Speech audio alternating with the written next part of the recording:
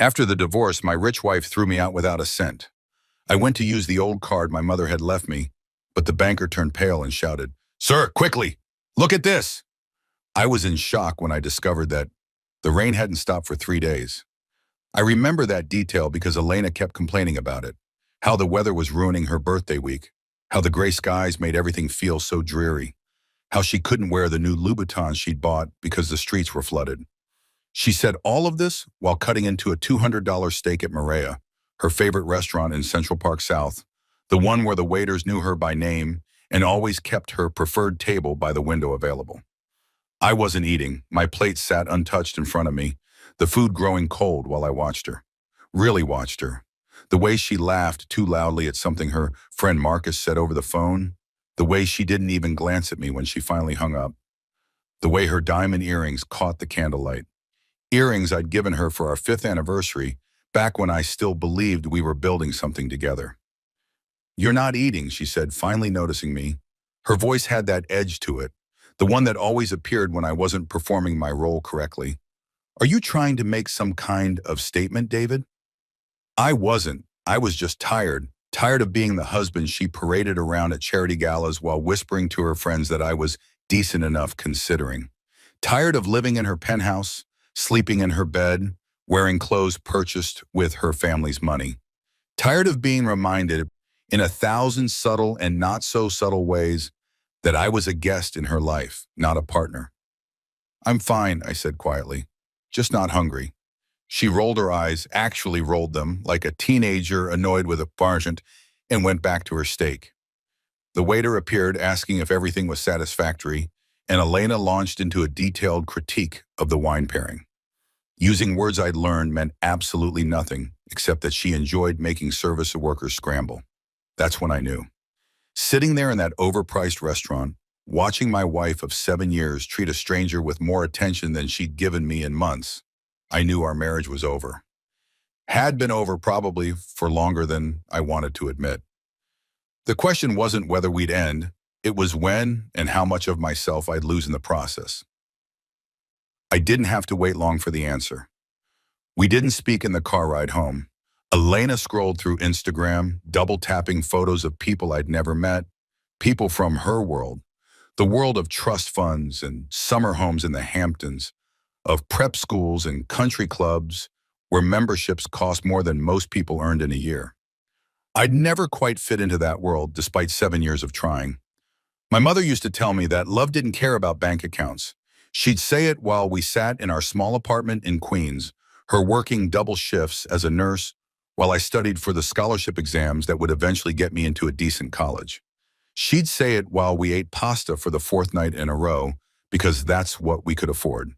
She'd say it with such conviction that I believed her. She was wrong. Or maybe she was right, and what Elena and I had was never love at all. The penthouse was dark when we arrived. 23rd floor, floor-to-ceiling windows overlooking Manhattan, the kind of view that makes tourists press their faces against glass barriers and dream. I used to stand at those windows and feel like I'd made it, like the kid from Queens had somehow cracked the code, married the princess, entered the castle. Now I just felt like an imposter waiting to be found out. "We need to talk," Elena said, kicking off her heels and walking to the bar. She poured herself a scotch, Macallan 25 because of course, without offering me one. Not that I wanted it. Here it comes, I thought. "This isn't working," she continued, her back still to me. "You know it isn't working." I did know. But hearing her say it out loud made something crack open in my chest, something I'd been keeping carefully sealed for months. "What do you want, Elena?" She turned then, and I saw something in her face I'd never seen before. Not anger, not sadness, just a cold clinical assessment, like she was evaluating a bad investment. "A divorce," she said simply. "A clean one, quick, no drama." The word hung in the air between us. Divorce, the end of everything we'd built, or everything I thought we were building while she'd apparently been planning her exit strategy. "Okay," I said, because what else was there to say? Her eyebrows lifted slightly. She'd expected a fight maybe, tears, begging. But I'd learned something in 7 years of marriage to Elena Whitmore. She always got what she wanted. Fighting only prolonged the inevitable and gave her ammunition to use against you later. Okay, she repeated. That's it?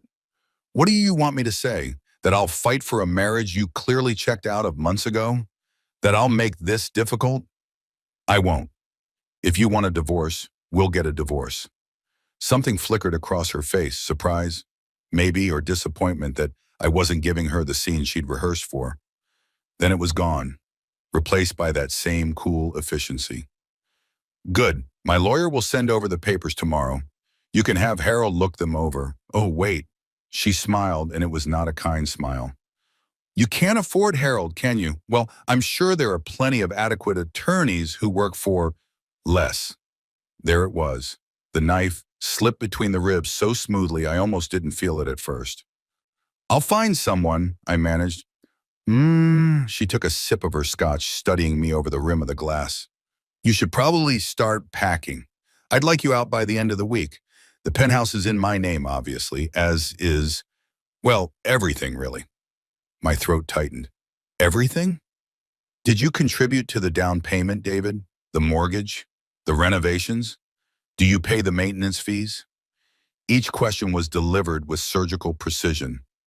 No, so yes, everything. I'd known this, of course, somewhere in the back of my mind.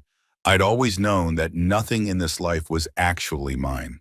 But knowing it theoretically and having it laid out in such stark terms were different things. I have some savings, I started. Do you? Her smile widened. That joint account we opened when we got married? I closed it this afternoon, transferred everything to my personal account. My lawyer says it's perfectly legal. It was my money funding it anyway. You're welcome to whatever's in your old checking account from before we met. I'm sure those, she paused, pretending to calculate. $700 will take you far. The room tilted slightly. $700. That's what 7 years of marriage had left me with. $700 and a closet full of designer clothes I'd never wanted, paid for with money that was never mine. Elena. Oh, and David?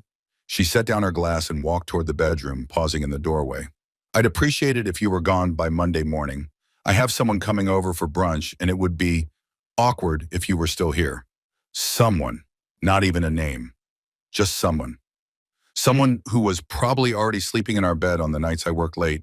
Someone she'd been planning this escape with, while I'd been naive enough to think we were just going through a rough patch. The bedroom door closed with a soft click. I stood there in the living room for a long time, staring at those windows I'd once loved, at the city spread out below like a glittering promise. From up here, New York looked beautiful, magical, like anything was possible. From where I was standing, it just looked cold. I didn't sleep that night. Couldn't. Instead, I pulled out my old duffel bag, the one from college, worn and patched, shoved in the back of the closet behind garment bags of suits I'd never paid for, and started packing. It was amazing how little was actually mine. The clothes, hers, the watch, a gift from her parents. The laptop, purchased with her credit card.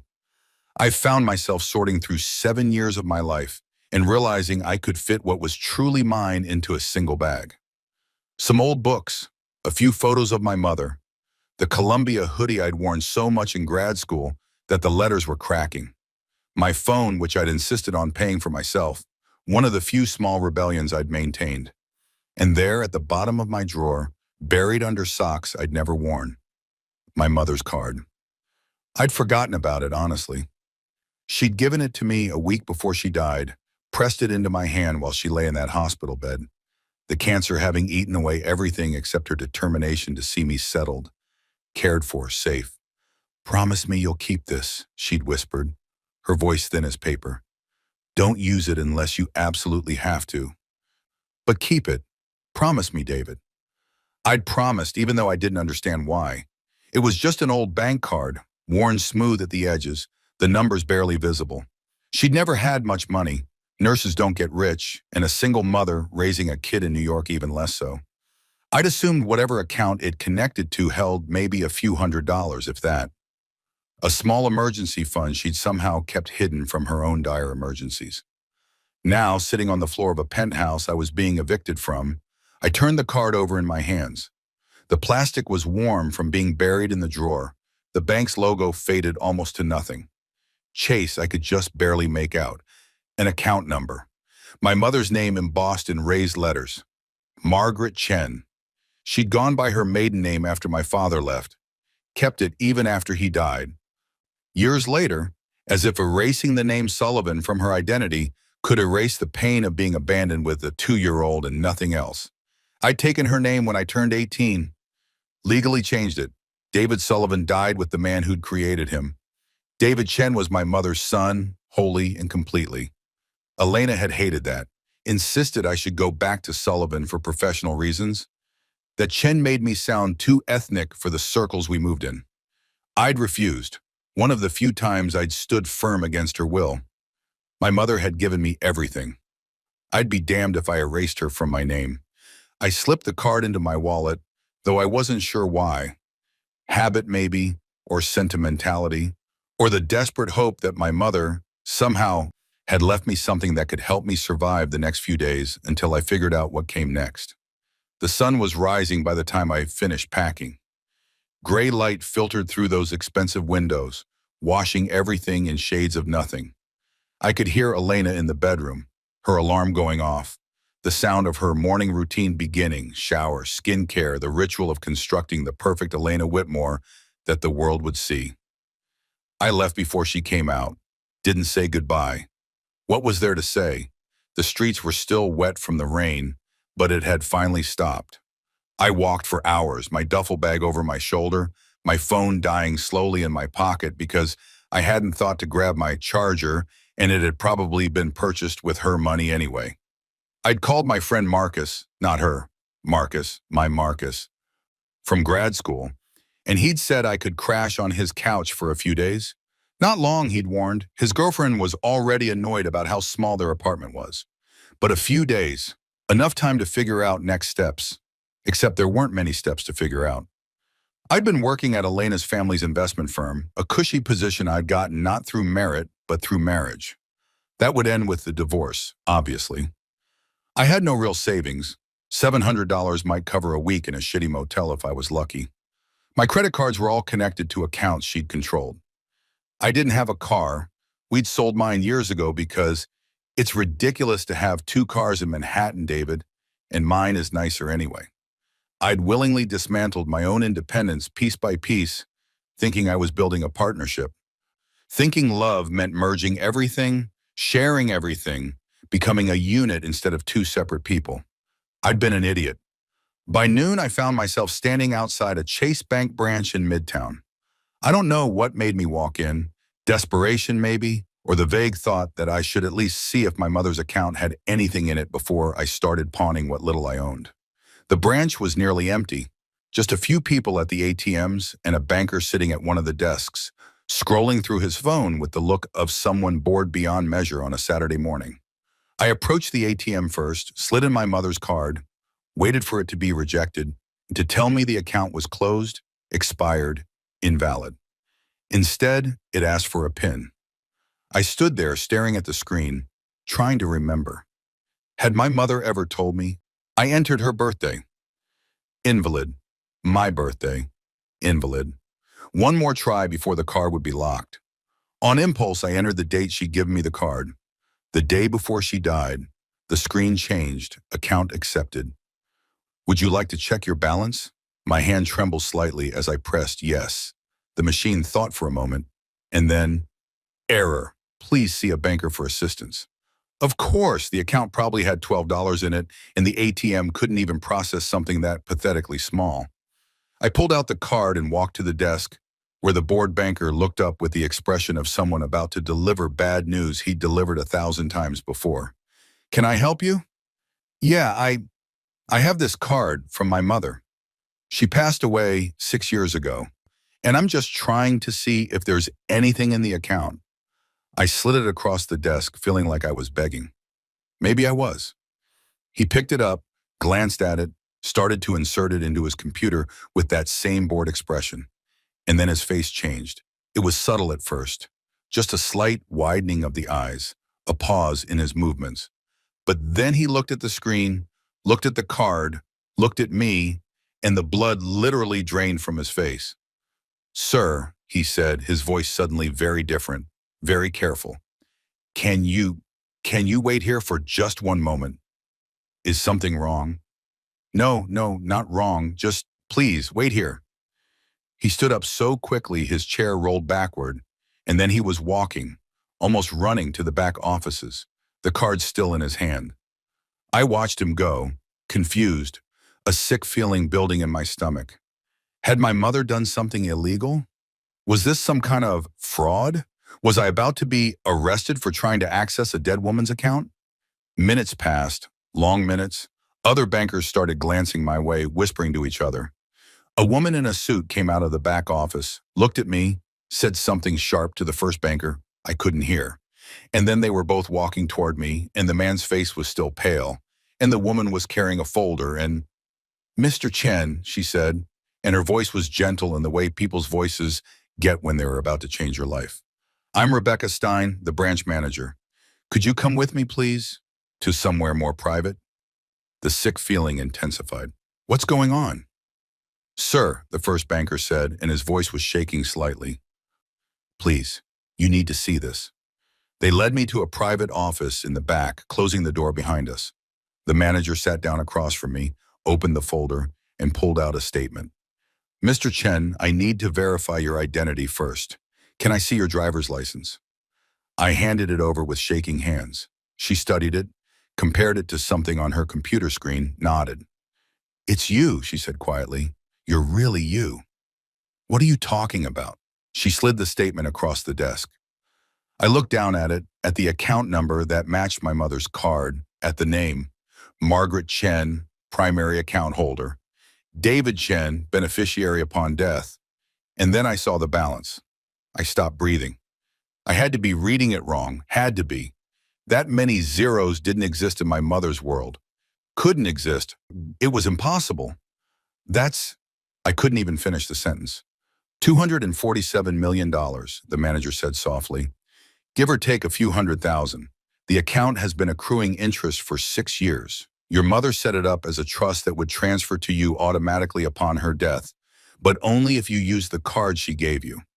Until you did, it remained dormant. $247 million. My mother, Margaret Chen, who'd worked double shifts and worried about grocery bills and died in a hospital bed wearing a nightgown I'd bought at Target because it was all I could afford. $247 million. There must be a mistake, I whispered. But Rebecca Stein was shaking her head, pulling out more papers, more documents I couldn't focus on because the number kept swimming in my vision. No mistake, Mr. Chen, though I imagine you have questions about where this came from. Your mother left you something else. She pulled out an envelope, sealed, my name written on it in my mother's careful handwriting. She instructed that this be given to you when you access the account. Along with this, she slid across a business card. Heavy stock, embossed lettering. A law firm in London I'd never heard of. They've been managing your mother's estate. Well, your estate now. There are significant holdings beyond this account. Properties, investments, a trust that's been growing for decades. They'll need to speak with you immediately to begin the transfer process. I couldn't speak, couldn't think, could barely breathe. Mr. Chen, the manager said gently, I know this is shocking, but sir, whoever you thought your mother was, whoever you thought you were, everything just changed.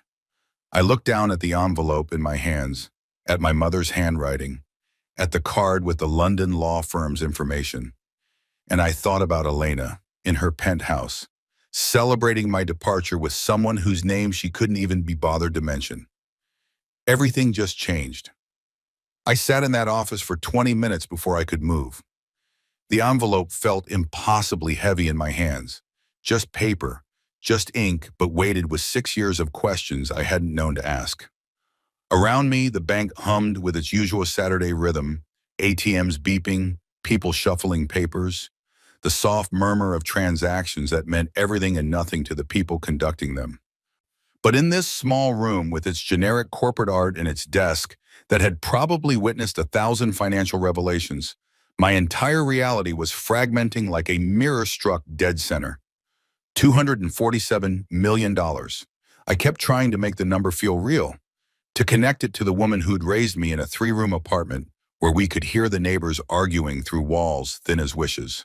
The woman who'd clipped coupons religiously, who'd made a game out of seeing how cheaply we could eat each week, who'd cried, actually cried, when I got that full scholarship to Columbia because she'd been saving every penny she could spare, and now she could finally stop working herself to death. Except she hadn't stopped, had she? She'd kept working those double shifts right up until the cancer made it impossible, kept living in that same apartment, kept pretending we were barely scraping by while $247 million sat in an account I didn't know existed. Why? My hands shook as I opened the envelope. The letter inside was written on the same cheap notepad paper she'd always used, the kind you buy in bulk from the dollar store. Even now, even revealing whatever she was about to reveal, she'd stayed true to character. My mother, who'd apparently been sitting on a fortune that would make Elena's trust fund wealth look like pocket change, had written this final confession on paper that cost pennies.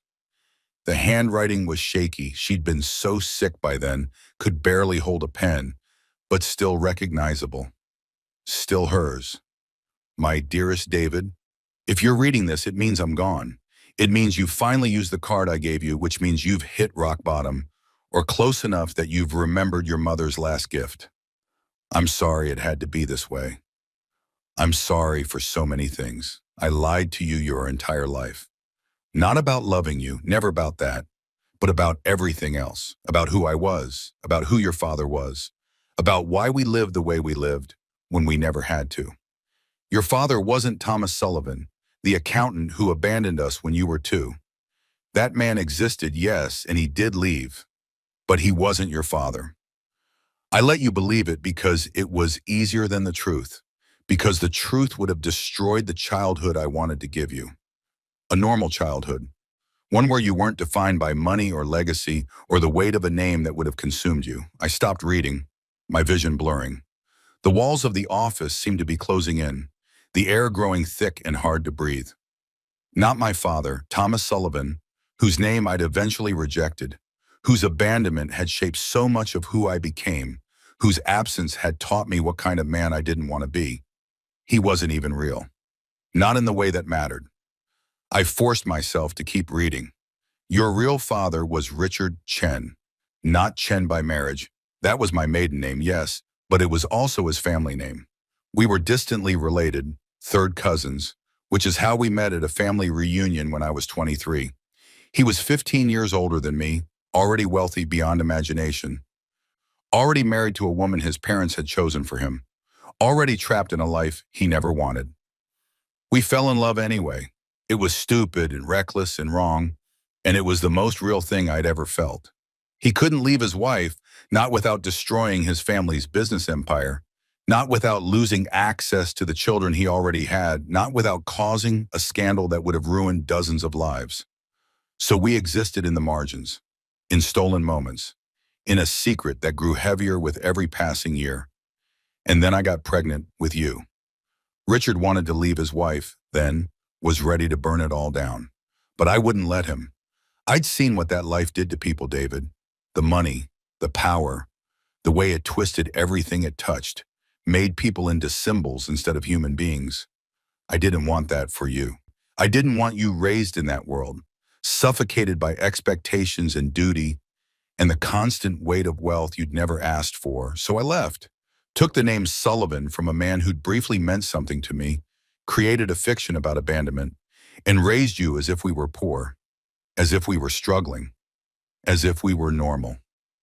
But Richard made me promise, made me swear that I would keep the money safe for you, that when you were old enough, strong enough, when you'd become whoever you were going to become without the wealth defining you, you'd have access to everything. Not just his fortune, but the truth. My hands were shaking so badly now I could barely hold the paper. He died when you were 7. Heart attack. I went to his funeral and stood in the back, anonymous, watching his legitimate family grieve. His wife never knew about us, his other children, your half-siblings, never knew about you. His company went to them, his public legacy, all the things he'd built in the world that mattered to people who measure worth in headlines and stock prices. But his personal fortune, the wealth he'd accumulated separately, the investments in properties and accounts he'd kept private, all of that he left to you. Through trusts and holding companies and legal structures so complex it would take a team of lawyers to untangle them. All of it waiting for the day you'd need it. I wanted you to need it, David. I wanted you to live a real life first, to struggle and fail and succeed on your own merit, to know what it feels like to earn something, to build something, to be someone without money making every door fly open before you even knocked. I wanted you to be strong enough to handle what's coming. Because this money, it's not a gift, sweetheart. It's a burden. It will change how people see you. It will make you question every relationship, every friendship, every kindness. It will attract parasites and predators and people who will smile to your face while calculating how to extract value from your existence. But I also know that by the time you're reading this, you've probably learned those lessons anyway. You've probably already experienced betrayal. You've probably already discovered that people can love the idea of you without loving you at all. You've probably already had your heart broken by someone who saw you as a means to an end. I thought of Elena, of 7 years spent being exactly that, a means to an end, though what end I'd never quite figured out. Legitimacy, maybe. The appearance of normalcy, something to parade around while she lived her real life elsewhere. So now you get to choose, my darling boy. You can take this money and build something beautiful with it, or you can let it destroy you the way it destroys so many people. You can use it to become the man I raised you to be, amplified, or you can let it turn you into someone I wouldn't recognize. The lawyers in London have all the details. Property in 8 countries, investment portfolios that span industries I don't even understand, a trust that's been growing since before you were born. You're not just wealthy, David. You're dynasty-level wealthy. You're change-the-world wealthy if you want to be. I'm sorry I lied. I'm sorry I'm not there to guide you through this. I'm sorry for all the nights we ate pasta and you went to bed thinking we couldn't afford better. When the truth was, I could have bought the entire building we lived in without blinking. But I'm not sorry for giving you a real childhood. I'm not sorry for teaching you the value of a dollar, the dignity of work, the importance of building yourself from the ground up. Those lessons will serve you better than any trust fund ever could. You're going to be angry with me. That's okay. Be angry. Rage at me if you need to. I'm dead. I can take it. But then, when the anger fades, I need you to do something for me. Be good, David. Be careful. Be smart. And be happy. God, please be happy. This money is your inheritance, yes, but it's also your revenge. Revenge against every person who ever underestimated you, who ever treated you as less than, whoever made you feel small. Not revenge through destruction. That's too easy, too crude. Revenge through success, through thriving, through building a life so magnificent that everyone who doubted you has to witness it. You don't owe anyone anything anymore, sweetheart. Not explanations, not apologies, not your presence in their lives. You're free. Use that freedom well. All my love, always and forever, Mom. P.S. There's a safety deposit box at the London office. In it, you'll find photos of your father, of us together, of the life we had in secret. You deserve to know where you came from, even if I spent your whole childhood hiding it. P.P.S. I saw the woman you married. I died before the wedding, but I saw her picture, heard you talk about her. She's beautiful, David. Poised, elegant. Everything the world tells us we should want. But she doesn't love you the way you deserve to be loved. I could tell even then, could hear it in your voice when you talked about her. A note of uncertainty, of trying to convince yourself. I hope I'm wrong. I hope by the time you read this, you've had a wonderful marriage, and I'm just a paranoid, dying woman projecting. But if I'm right, if she's hurt you the way I suspect she will, don't let her take anything from you that matters. Not your dignity, Not your kindness, not your belief that real love exists. It does exist, baby. It's just rare. And it never, ever uses money as a weapon. The letter ended there. I sat staring at it, reading and rereading those final lines until the words blurred together and I couldn't tell if the wetness on my face was tears or sweat or some combination of both. My mother had known, had seen through Elena from hundreds of miles away, from a hospital bed, with nothing but my tone of voice to guide her, had known and had still said nothing, had trusted me to figure it out on my own, had left me this letter like a time bomb set to detonate at exactly the moment I'd need it most. She doesn't love you the way you deserve to be loved. I thought about Elena's face last night, the coldness in it, the calculation, the way she'd smiled when she told me about closing our joint account, about how I'd be leaving with $700 and whatever dignity I could salvage. $700. I almost laughed. Would have laughed, except the sound that came out was closer to a sob. Mr. Chen? Rebecca Stein's voice pulled me back to the present. She was standing in the doorway, holding a bottle of water and wearing the expression of someone who'd witnessed this scene before, in different variations, with different people whose lives had just been detonated by the past. I'm sorry, I managed. I just need a minute. Take all the time you need, but Mr. Chen, the lawyer's in London, they'll need to hear from you soon. There are time-sensitive matters related to the estate, properties that need management decisions, investments that require authorization, legal structures that have been in holding patterns waiting for you to claim them. I looked down at the business card she'd given me earlier. Whitmore and Associates, London, the firm that had been managing my inheritance for 6 years, waiting for me to materialize. Whitmore, the same last name as my soon-to-be ex-wife. The universe apparently had a sick sense of humor. What do I need to do? I asked. Call them. Today, if possible. They'll arrange for you to fly to London. First class, all expenses covered from your account. There's a team waiting to brief you on everything. The full extent of your holdings, the legal structures in place, the various entities your father created. She paused, choosing her words carefully. It's complicated, Mr. Chen. Dynasty-level wealth is always complicated. Dynasty-level wealth? The same phrase my mother had used. I thought about the penthouse I'd been evicted from, the one Elena was so proud of, the 23rd floor apartment that had seemed like the pinnacle of success. Thought about her family's wealth, old money from banking and real estate, the kind of fortune that bought influence and memberships and the right to look down on people like me. Dynasty-level wealth made that look like a rounding error. There's one more thing, Rebecca said quietly. She pulled out another folder, this one thicker. Your mother left very specific instructions about privacy. She set up multiple layers of protection to ensure that when you claimed the inheritance, you could do so anonymously. Shell corporations, trusts, legal barriers between your name and the money.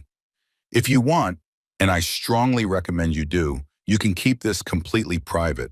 No one needs to know who you are or what you have, not until you are ready to reveal it. Why would she do that? Rebecca smiled sadly.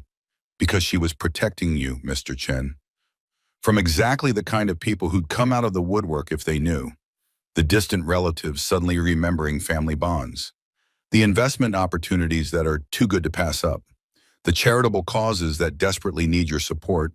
The romantic interests who find you fascinating for reasons they can't quite articulate. The romantic interests who'd throw you out with $700 and a smirk if they thought you were poor, but who'd cling like drowning swimmers if they knew the truth. So what do? You go to London, you learn about your inheritance, you make decisions about how you want to move forward, and in the meantime, she glanced toward the door, then back at me. In the meantime, you live your life as if nothing has changed. You don't tell anyone. You don't show any signs of sudden wealth. You let whatever's happening in your personal life play out naturally, without the money influencing anything. You mean my divorce? She didn't answer directly, but her expression said enough. I mean, whatever relationships you're in the middle of resolving. Let them resolve on their own terms, Mr. Chen. Let people show you who they really are without the variable of wealth confusing things. Let Elena show me who she really was. Except she already had, hadn't she? Last night in the penthouse with her casual cruelty and her talk of someone coming for brunch. This morning probably, rolling over in bed and feeling nothing but relief that I was gone. Okay, I said. Okay, I'll call London. I'll figure this out. Good. Rebecca stood, then paused. Mr. Chen, for what it's worth, your mother sounds like she was an extraordinary woman. She was. She'd been a nurse who worked herself to exhaustion while sitting on a fortune. She'd raised me to value things that mattered: kindness, education, work ethic, integrity, instead of things that impress people. She died in a hospital bed wearing a Target nightgown while holding the keys to a kingdom she never told me existed. She'd lied to me my entire life, and somehow it was the most loving thing she could have done. I left the bank in a daze. The city looked different now, though nothing about it had actually changed. Same streets, same people rushing past with their coffee and their phones and their lives. Same noise encased in beautiful, brutal indifference. But I was different. I walked for blocks without direction, my mother's letter folded carefully in my pocket, the bank card heavy in my wallet, the London law firm's number saved in my phone. The duffel bag over my shoulder felt absurd now. All my worldly possessions, carefully packed, ready to move into Marcus's cramped apartment and figure out how to rebuild from nothing. Except it wasn't nothing. It was $247 million, give or take, plus properties in 8 countries, plus investment portfolios, plus whatever else was waiting in London to be explained by lawyers who'd been managing my dynasty-level wealth while I'd been living in my wife's shadow. My phone buzzed. A text from Marcus. You close? Sarah's making lunch. Nothing fancy, but you're welcome to join. I stared at the message. Marcus and Sarah, who were letting me crash on their couch out of friendship and pity. Who had no idea that I could buy their entire building without making a dent in my account.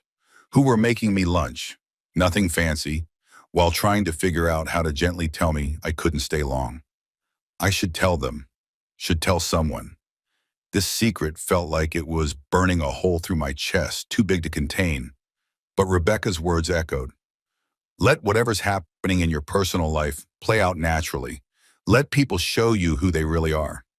And my mother's. You don't owe anyone anything anymore. Not explanations, not apologies, not your presence in their lives. I texted back, 30 minutes out. Thanks, man. Then I called the London number. A woman answered on the second ring, British accent, professional but warm. Whitmore and Associates, how may I direct your call? My name is David Chen. I was told to call about an estate matter. A pause, then, Mr. Chen, we've been waiting for you. Please hold for Mr. Whitmore. Another pause, longer this time. I kept walking, letting the city flow around me, thinking about how my life had been split in two before and after without my permission. Before the bank, after the bank, before the letter, after the letter, before I knew who my father was, after I knew I'd never actually known him at all. Mr. Chen, the voice was male, older, cultured in that way British lawyers seem to have perfected. Alexander Whitmore, I had the privilege of knowing your father and the honor of serving as executor for your mother's wishes. I cannot tell you how pleased we are that you finally accessed the account. We were beginning to worry. Worried I'd never use it. Worried about what that would mean for you, yes. Your mother was very specific. You were to receive nothing until you needed it. The fact that you needed it concerns me. I thought about Elena, about the penthouse, about $700 in a smirk. I'm fine, I lied. Forgive me, Mr. Chen, but I've been managing family fortunes for 40 years. No one accesses an emergency inheritance when they're fine. However, that's neither here nor there. What matters now is bringing you up to speed on your holdings and ensuring proper transfer of authority. How soon can you fly to London? I don't know. I need to. To what? I had nowhere to go, no job to request time off from, no obligations tying me anywhere. The divorce papers would come whether I was in New York or London. Elena didn't want me at the penthouse. Marcus's couch was a temporary solution at best. I had nothing keeping me here except momentum, the weight of routine, the illusion that my life still existed in the shape I'd built it. I can come Monday, I heard myself say. Excellent. I'll have my assistant arrange everything. Flights, accommodation, transportation. Everything will be handled. Mr. Chen, I know this is overwhelming, but I promise you by the time you leave London, you'll understand not just your inheritance, but your father's vision for what you might do with it. Mr. Whitmore, yes? My mother, in her letter, she said my father wanted this money kept from me until I was strong enough to handle it. How did he know I'd ever be strong enough? A long pause. Then softly, he didn't, Mr. Chen. That was your mother's gamble. Your father wanted you to have everything immediately, full access from birth, your legacy secured regardless of character. It was Margaret who insisted otherwise. She believed that struggle creates strength, that hardship builds wisdom, that a fortune given too early destroys more lives than it saves. And if she was wrong, if I'd never used the card, then the money would have gone to various charities upon your death, with a letter explaining why. Your mother was willing to sacrifice your inheritance and her relationship with you, even posthumously, rather than risk you becoming the kind of person wealth creates too easily. The kind of person Elena was, he meant but didn't say, the kind who measured worth in zeros and treated people like accessories, beautiful and disposable. I'll see you Monday, Mr. Whitmore. Monday, and Mr. Chen, welcome to your new life. Try to enjoy it. He hung up. I stood on the corner of Fifth Avenue and 42nd Street, surrounded by thousands of people who had no idea that everything had just changed, watching the city pulse and breathe and continue forward like it always did. Somewhere uptown, Elena was probably still asleep, or maybe already entertaining her someone, celebrating her freedom from the burden of a husband who'd never quite measured up. Somewhere in my pocket, my mother's letter described a fortune that would make Elena's trust fund look like pocket change. And somewhere deep in my chest, something I'd thought was broken started to resemble something else entirely. Not quite hope, not yet, but possibility. The revenge of simply becoming who I'd always been. Only more so. Only amplified. Only free. Marcus's apartment smelled like garlic and burnt toast. I stood in the doorway of the fifth-floor walk-up in Hell's Kitchen, my duffel bag still over my shoulder, and tried to reconcile the person I'd been when I left this morning with the person standing here now. Same clothes, same face in the reflection of their hallway mirror. Same David Chen who'd woken up in a penthouse and gone to sleep, or tried to, knowing he'd be homeless by Monday. Except nothing was the same at all. Dude, you look like hell, Marcus said, pulling me inside. Sarah's making grilled cheese. It's basically her only recipe, so prepare yourself for mediocrity. But it's food. He was trying to be cheerful, trying to make this less awkward than it was. Marcus had always been like that, the friend who showed up, who made room, who asked questions later. We'd met in grad school, bonded over being the scholarship kids in a sea of trust fund economists, stayed friends even after I'd married into the world we'd both resented. He'd never liked Elena, had been too polite to say it directly, but I'd seen it in his face at the wedding, in the way he gradually stopped inviting us to things, in how our friendship had winnowed down to occasional texts and the kind of surface-level catch-ups that mean you are not really friends anymore, just people who used to be. And now I was here, on his couch, pretending to be the person he thought I was. Thanks for this, I said, dropping my bag by the door. I know it's not ideal. It's fine, really. Sarah's a little stressed about the space, but she'll get over it. You're my boy. We take care of each other. He punched my shoulder lightly. That male affection that doesn't know how to express itself properly. So, you want to talk about it? Not really. Elena finally pulled the trigger? Something like that. He nodded, not pushing. Marcus understood the value of silence, of letting things breathe instead of forcing them into the open before they were ready. Sarah emerged from the kitchen carrying a plate of sandwiches that were indeed slightly burnt. She was small and fierce, with the kind of energy that made their tiny apartment feel even smaller. I'd met her a handful of times, always at gatherings where Elena had dominated the conversation and Sarah had watched with barely concealed judgment. She'd never liked Elena either. I was starting to realize how many people hadn't. David, she said, not unkindly but not warmly either. Marcus said you needed a place to crash for a few days. Just a few days, I assured her. I'm figuring things out. Uh-huh. She set the plate down on their coffee table, which was also their dining table, which was also their workspace. Look, I'm going to be straight with you because that's who I am. You can stay here through the week. We've got Marcus's cousin coming Friday for a visit, so you'll need to be out by Thursday night. That gives you 5 days to find something more permanent. 5 days. In another timeline, the one from this morning, 5 days would have been a crisis. Nowhere near enough time to find an affordable apartment in New York, even a studio in the outer boroughs.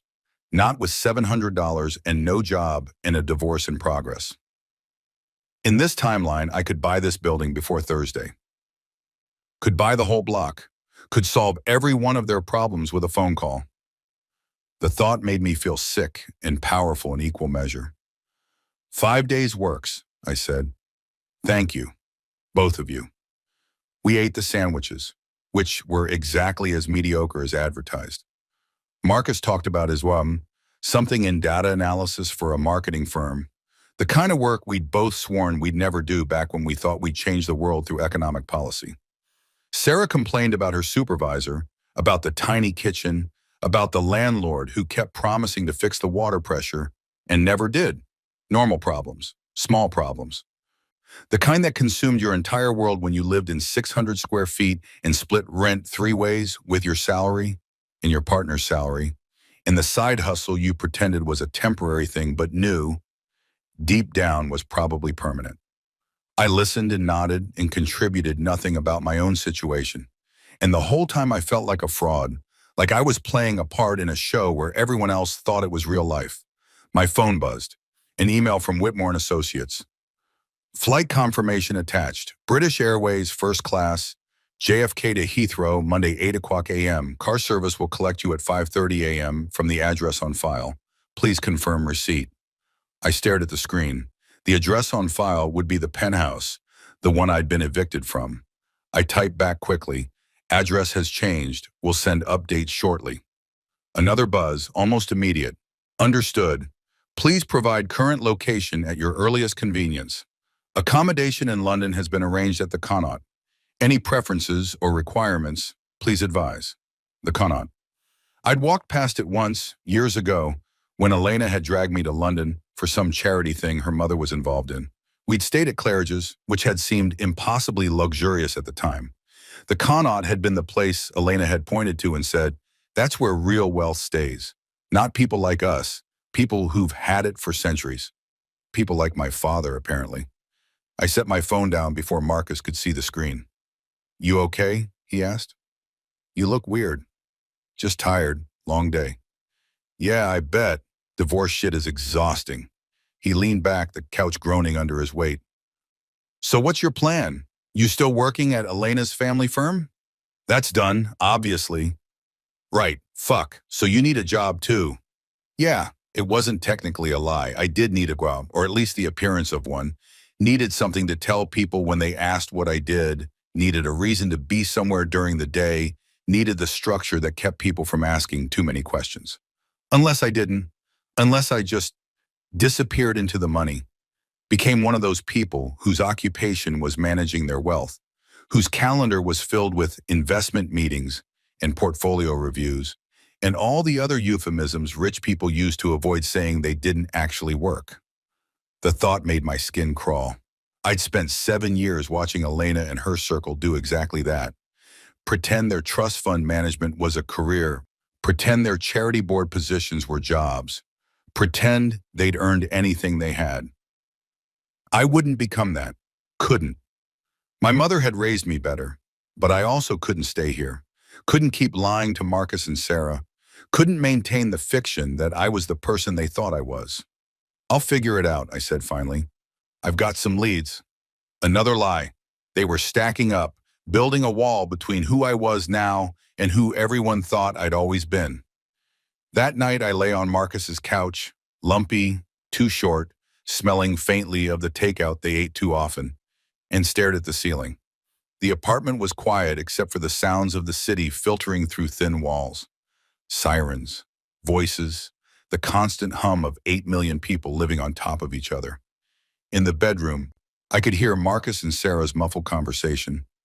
Something about bills and whether they could afford to order in tomorrow or if they should finally learn to cook something besides grilled cheese. I pulled out my phone and opened my banking app, the one I used to check my personal account this morning, and confirm Elena's claim that I had $700 to my name. Then I added the new account, the one from my mother, the one the banker had helped me link before I'd left in a daze. The balance loaded slowly as if the app itself couldn't believe what it was seeing. 247, $384, 29.43. I watched the number, waiting for it to change, to reveal itself as a glitch, or a mistake, or a hallucination brought on by stress. But it just sat there, solid and real and impossible. More money than I could spend in 10 lifetimes, even if I tried. I thought about Marcus in the next room, worried about whether they could afford Thai food. I thought about the water pressure that didn't work, the landlord who didn't care, the cousin coming Friday who would displace me because they literally didn't have room for both. I thought about how easy it would be to fix all of this. One phone call, one transfer, problem solved, friendship secured, gratitude eternal. But Rebecca Stein's warning echoed, let people show you who they really are without the variable of wealth confusing things. And my mother's, it will make you question every relationship, every friendship, every kindness.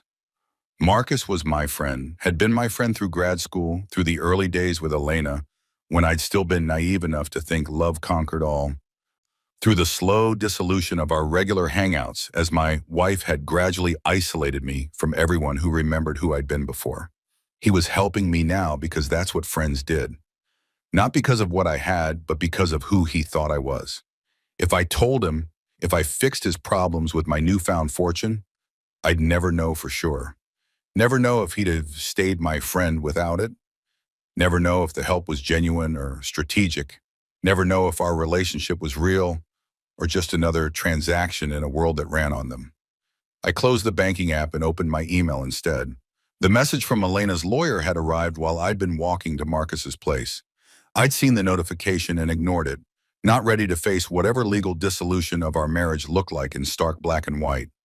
Now lying in the dark, I forced myself to read it. Mr. Chen, please find attached the dissolution of marriage agreement for your review.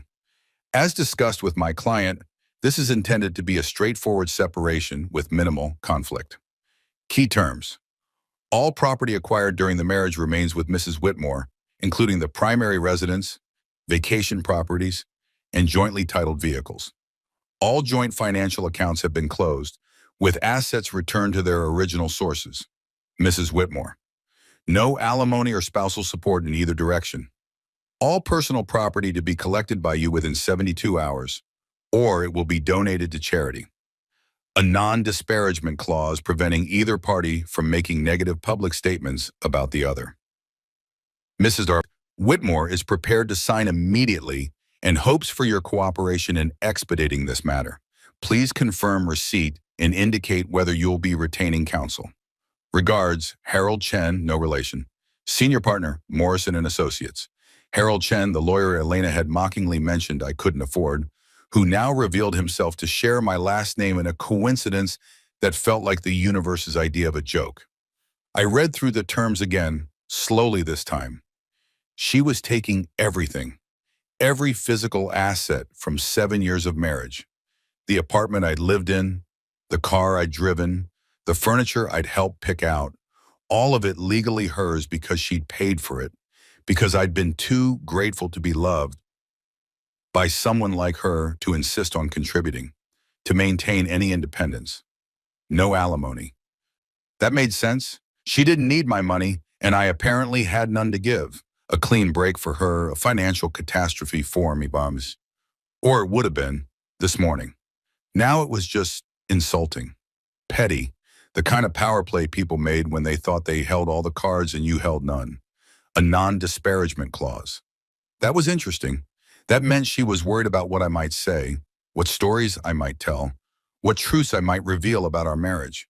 It meant she understood, on some level, that she'd behaved badly enough that she needed legal protection from the consequences. I should sign it, should take the easy way out, Let her have her clean break and her clear conscience and her certainty that she'd won. But something in me, something my mother had maybe known would be there when she designed this whole elaborate test, refused. Not yet. Not until Elena had shown me fully who she was, until this played out to its natural conclusion, until I understood exactly what 7 years of my life had meant to the woman who'd promised to love me forever. I drafted a response. Mr. Chen, I've received the dissolution agreement and am reviewing the terms. I'll need a few days to consider my options. I'm currently in the process of relocating and securing counsel. Regarding the 72-hour personal property deadline, I'll arrange to collect my belongings this week. Please inform Mrs. Whitmore that I'll be in touch to schedule a time. I'll respond to the broader agreement by end of week. David Chen, professional, calm, giving nothing away. I hit send before I could second-guess myself. Sunday morning arrived with rain again, as if the weather had decided to match the general misery of my circumstances. Marcus and Sarah left early for some brunchy thing with friends, inviting me with the kind of forced enthusiasm that made it clear they hoped I'd decline. I did, claiming exhaustion, grateful for a few hours alone in the apartment. The moment the door closed behind them, I called London. Alexander Whitmore answered on the first ring. Mr. Chen, I hope you've had time to process yesterday's revelations. Process is a strong word. I'm still mostly in shock. Understandable. These matters take time. However, I do need to brief you on certain urgent issues before your arrival Monday. Do you have somewhere private to speak? I glanced around the empty apartment. Yes. Excellent. First, regarding your identity protection, your mother established several shell corporations and trusts to act as intermediaries between you and your assets. The primary entity is called Providence Holdings, registered in the Cayman Islands. All property, investments, and accounts are technically owned by Providence, which is in turn controlled by a trust of which you are the sole beneficiary. Which means? Which means David Chen, the individual, appears to own nothing. David Chen, the trust beneficiary, controls everything. It's a legal distinction that provides enormous privacy protection. No one can trace your wealth back to you unless you explicitly choose to reveal it. My mother really thought this through. Your mother was extraordinarily thorough, Mr. Chen. She spent the last 5 years of her life working with us to ensure every detail was perfect. She anticipated scenarios we thought were paranoid, vengeful spouses, predatory relatives, opportunistic acquaintances. She wanted you protected from all of it. Vengeful spouses, like she'd known. Like she'd seen Elena for what she was and had built a fortress around me just in case. What else do I need to know? Your property portfolio includes residences in London, New York, Paris, Tokyo, Sydney, Cape Town, Sao Paulo, and Dubai. Some are investment properties generating rental income. Others are personal residence, maintained but unoccupied, waiting for you. The New York property is a penthouse in Tribeca, significantly more valuable in private than anything in Midtown or the Upper East Side. A penthouse in Tribeca, probably 2 blocks from where I was sitting on a lumpy couch, pretending to be homeless. You mentioned urgent matters? Yes, several of your properties require immediate decisions about lease renewals or sale opportunities. There are also investment positions that need your authorization to proceed. Your father had started several ventures that were put on hold when he died, waiting for you to take over. And there's the matter of your position on various boards. Boards? Your father held seats on the boards of 6 major corporations. Upon his death, those positions were held in trust to be transferred to you when you claimed your inheritance. You're now legally entitled to those seats and the rather significant stipends that come with them. Several of the companies have been inquiring when you'll assume your responsibilities. Board positions at major corporations. Me, David Chen, who'd been working a mid-level position at his wife's family firm because he'd never quite managed to advance on his own merit. I don't know anything about running a corporation. You don't need to. Board members provide oversight and strategic guidance, not day-to-day management. And you have voting rights on major decisions. It's quite lucrative and requires relatively little time. A few meetings per quarter, some reading of reports. Many board members treat it as semi-retirement. How significant are the stipends? Averaging 2 to 3 million per year per board seat, plus stock options. I did the math, 12 to 18 million per year just for showing up to meetings. That was more than Elena's entire trust fund generated annually. Mr. Chen, are you still there? Yeah, sorry, this is just a lot. It is, which is why Monday's meetings are so critical. We need to walk you through everything systematically, establish your priorities, create a management structure. You'll need a personal attorney, a financial advisor, a tax specialist, possibly a public relations consultant depending on how visible you want to be. I don't want to be visible at all. Understood. However, some visibility is inevitable once you take up your board positions. The business press will take note. Your father was relatively well known in certain circles. Not celebrity level, but respected. They'll be curious about his son finally emerging. His son, David Chen, heir to Richard Chen's fortune and legacy, a person who didn't exist until yesterday, who had no history in that world, no credentials, no network, a person Elena knew nothing about. Can I delay taking the board seats? A pause, You can, though I'd advise against it. The positions generate substantial income and provide legitimacy. They establish you as a serious person in the business world, not just a trust fund recipient. Your mother was quite insistent that you not become the latter. Right, because she'd spent my whole life teaching me that dignity came from work, from contribution, from building something rather than simply consuming. Even now, even from beyond the grave, she was guiding me away from becoming the thing I'd hated in Elena. Okay, I'll take the seats, but I need help. I can't just show up and pretend I know what I'm doing. Of course, we'll provide comprehensive briefing materials on each company, their industries, current challenges, and strategic opportunities. We'll also connect you with advisors who specialize in preparing new board members. You won't be unprepared, Mr. Chen. I promise you that. I heard the apartment door opening, Marcus and Sarah returning earlier than expected. I need to go, I said quickly. I'll see you Monday morning. Monday morning, the car will collect you at 5:30 a.m. Pack for a week, this will take time. He hung up. I shoved my phone in my pocket just as Marcus walked in, looking annoyed. Brunch place had an hour wait, he explained. Sarah's in the bathroom having a meltdown about it. I think she's stressed about you being here, to be honest. Not that it's your fault, just, small space, big feelings. I get it. I'll be out of here soon. You find a place? I'm working on it. Another lie, they were coming easier now, sliding off my tongue like a skill I'd practiced for years. The truth was in my pocket, a penthouse in Tribeca, probably empty, definitely mine, waiting for me to claim it. A life in London for the week, first-class flights and five-star hotels and lawyers who said Mr. Chen like it meant something. A fortune that would solve every problem Marcus and Sarah had, that would make this awkward housing situation disappear, that would prove I was still the friend who showed up, who helped, who cared. But I couldn't tell them. Not yet. Not until this thing with Elena played out. Not until I understood what my life looked like on the other side of this transformation. Not until I knew for certain who I could trust and who was just performing friendship while calculating their angle. So I sat on the lumpy couch and let Marcus complain about brunch wait times and pretended my biggest problem was finding an apartment I could afford with a job I didn't have. And somewhere in the back of my mind, I heard my mother's voice. This is the burden, David. Not the money itself, but the secret. The knowing that you could fix everything but choosing not to, because fixing it would ruin the only thing you were trying to save, the truth about who people really are. She'd been right about so much. I was starting to suspect she'd been right about this too. Monday morning came too early and too loud.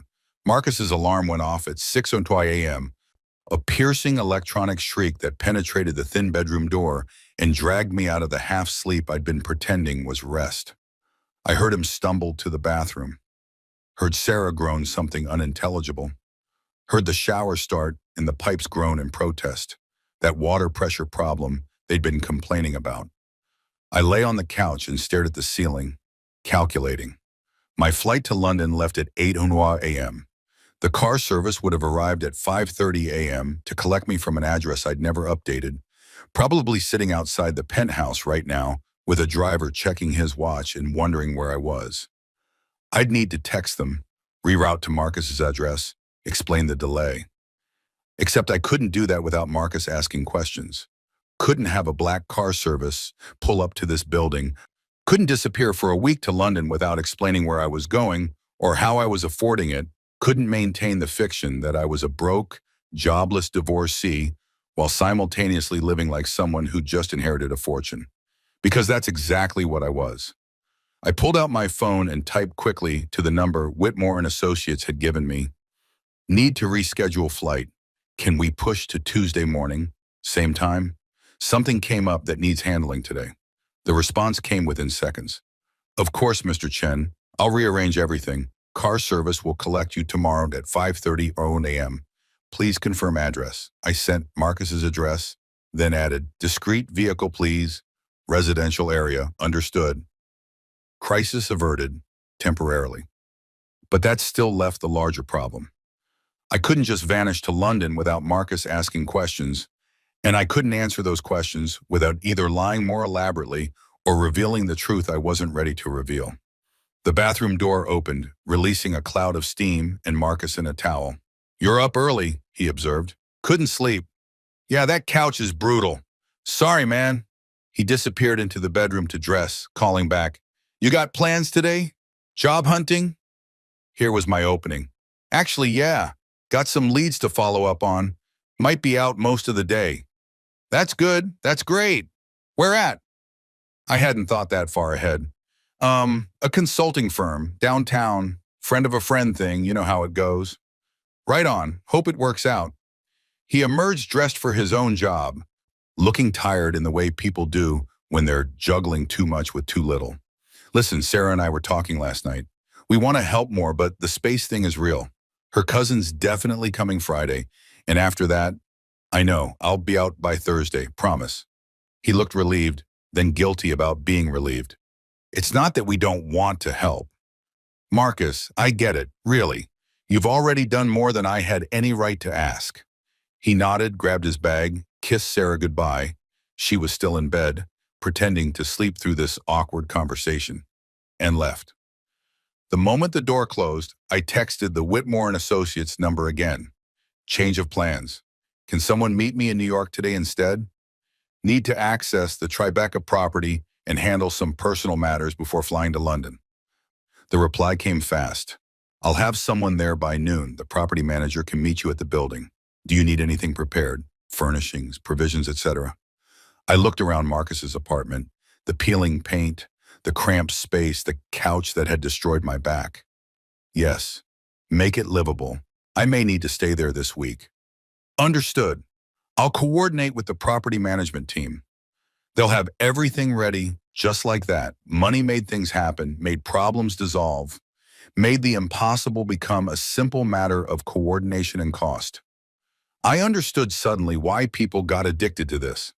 Why Elena moved through the world expecting every inconvenience to evaporate, every desire to be instantly gratified. When you had enough money, reality itself became negotiable. The thought made me uncomfortable in ways I couldn't quite articulate. But first I had to deal with the penthouse. Elena's penthouse. The one where 7 years of my life still sat in a closet, waiting to be collected within the 72-hour deadline her lawyer had imposed. I texted her at 9:00 a.m. Need to collect my things today. Will noon work? No response. I tried again at 9:30. Elena, the lawyer gave me 72 hours. I'm respecting your space, but I need access, please. Still nothing. At 10 a.m., her lawyer responded instead, Mrs. Whitmore will not be present. Building concierge has been notified to provide access. Please complete your collection by 2:00 p.m. Not even the courtesy of a direct response. Just her lawyer maintaining the buffer, keeping everything clinical and distant. Fine. I packed my duffel bag, still mostly empty since I'd barely unpacked at Marcus's, and headed uptown. The subway was crowded with Monday morning energy, people pressed together in that particularly New York way of being physically intimate with strangers while maintaining absolute psychological distance. I used to hate the subway. Elena had insisted we take cars everywhere. Ubers when she was feeling casual. Her driver when she wanted to feel important. She'd made fun of people who took public transportation, called it unnecessarily democratic, like rubbing shoulders with regular New Yorkers was beneath her. Now, standing in a car packed with delivery workers and students and office drones, I felt more real than I had in years. These were people who worked for what they had, who counted dollars, who understood that time was money because they sold their time in hourly increments. These were people my mother had wanted me to understand, to be in the ways that mattered. The penthouse building looked exactly the same as it had Saturday night, imposing, expensive, dripping with the kind of luxury that whispered rather than shouted. The doorman I'd said good morning to 1,000 times looked through me like I was already a ghost. "I'm here to collect some belongings," I told him. "From 23B, the lawyer should have—" "Yes, sir. Mrs. Whitmore's attorney called. You have until 2 p.m. He handed me a temporary access key. "Please return this to the desk when you're finished." Mrs. Whitmore. Not Elena, not even your wife. The divorce wasn't final, wouldn't be for weeks, but in the doorman's eyes, I was already erased, already nobody. I took the elevator to the 23rd floor, my hands shaking slightly as the numbers climbed. The hallway was silent. It always was, insulated by money and architecture from the chaos of the city below. The key worked. The door swung open. The apartment had been cleaned. Professionally, thoroughly, like they were erasing evidence of a crime. The surfaces gleamed. The air smelled of expensive lemon polish and something floral. Fresh flowers sat in the vase by the window. White orchids, Elena's favorite. Definitely not there Saturday night. She'd already moved on. Already begun the process of erasing me from this space, from her life, from her story. I walked through rooms I'd lived in for 7 years and felt like a stranger. The furniture was the same, but it looked different somehow, more like a magazine spread than a home. Had it always been like this, or had I just stopped noticing at some point, stopped seeing the carefully curated perfection that left no room for actual living? The bedroom was where it hit me hardest. Our bed, her bed, I had to remind myself, was perfectly made. New sheets, I noticed. White instead of the blue ones we'd had. The photos that had sat on the nightstand were gone. My nightstand was completely empty, cleared of the books and glasses and random accumulated debris of shared sleeping space. On my pillow sat an envelope. I recognized Elena's handwriting on the front. David. My hands shook as I opened it. "David, I'm not good at confrontation, so I'm doing this in writing. Cowardly, I know, but honest at least. Our marriage is over, has been over for a long time. If I'm being truthful with myself, we both know it. We've been performing for months, maybe years, going through motions, pretending we're something we're not. I don't hate you. I want you to know that. You're a good person, kind, smart, everything my mother said I should want in a husband. But good isn't enough. Kind isn't enough. I need more than nice dinners and comfortable silences in someone who fits the picture. I need someone who excites me, who challenges me, who makes me feel alive instead of just settled. You deserve that too, even if you don't realize it yet. You deserve someone who loves you for who you are, not who they're trying to make you into.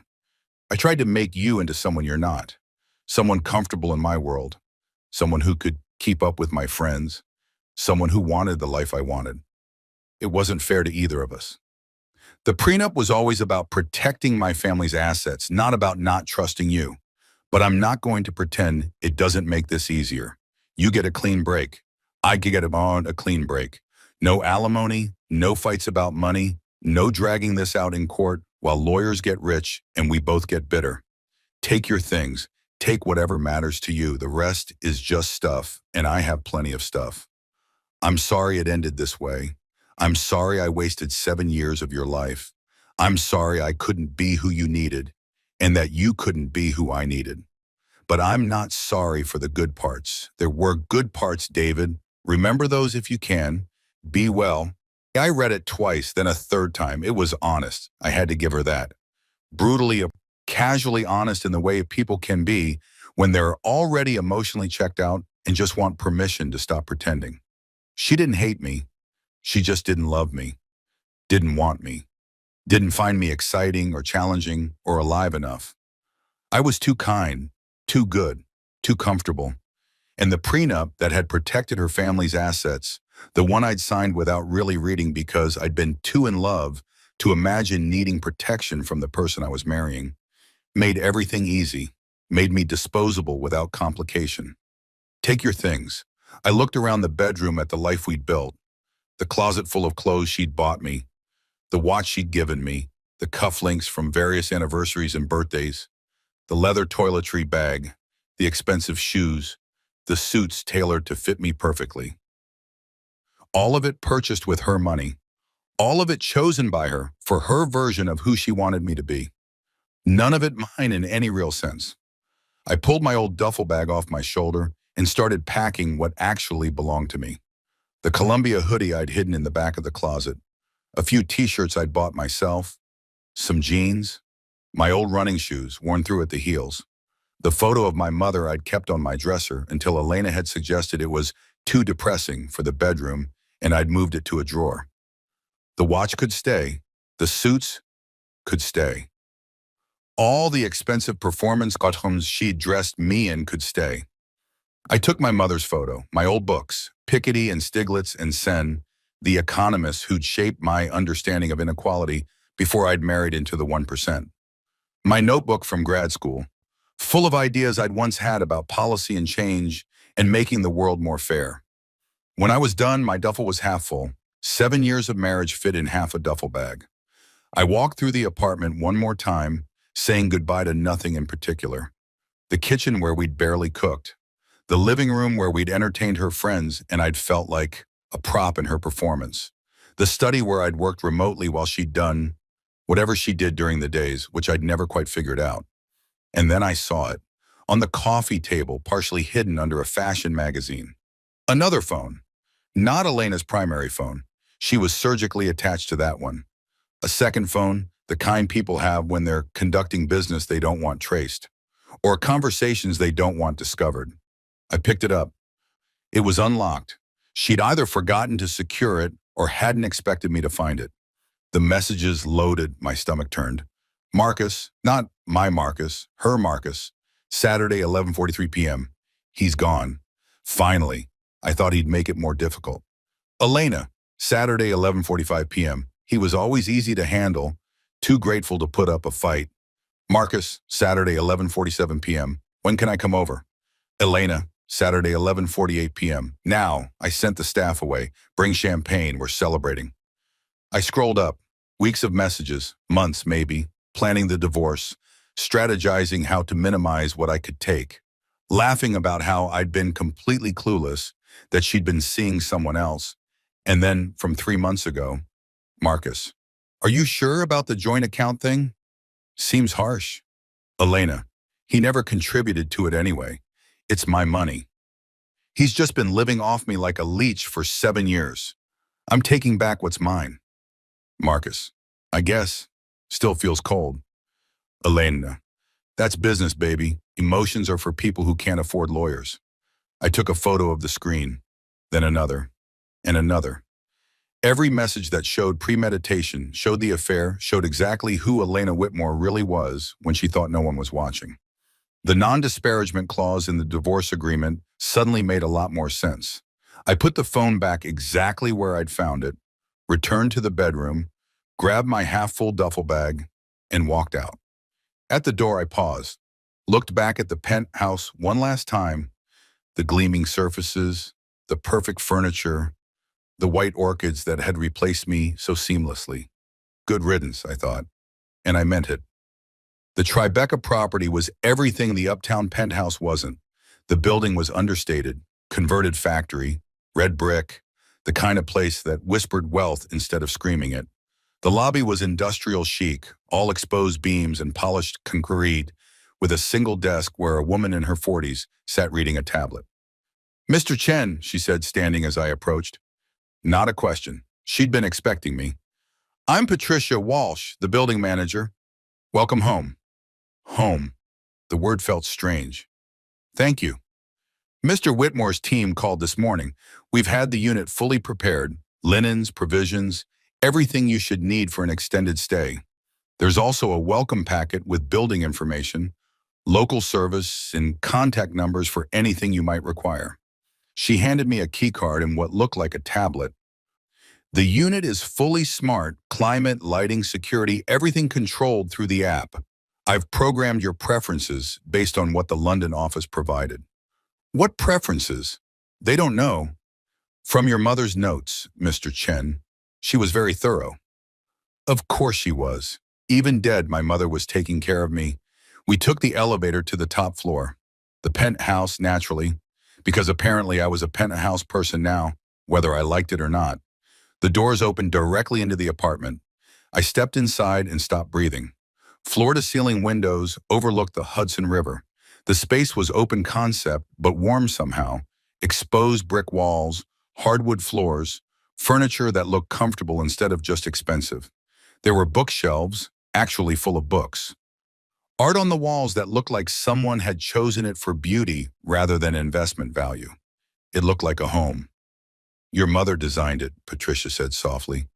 Years ago when she bought the property. She said it should feel like you, who you really were, not who you might pretend to be. My throat tightened. She never lived here? No, she visited a few times during construction to oversee the details, but she never stayed. She said it wasn't for her. It was for you, for when you needed it. I walked through the space in a daze. The kitchen had a coffee maker, my preferred brand, the one Elena had made fun of as pedestrian.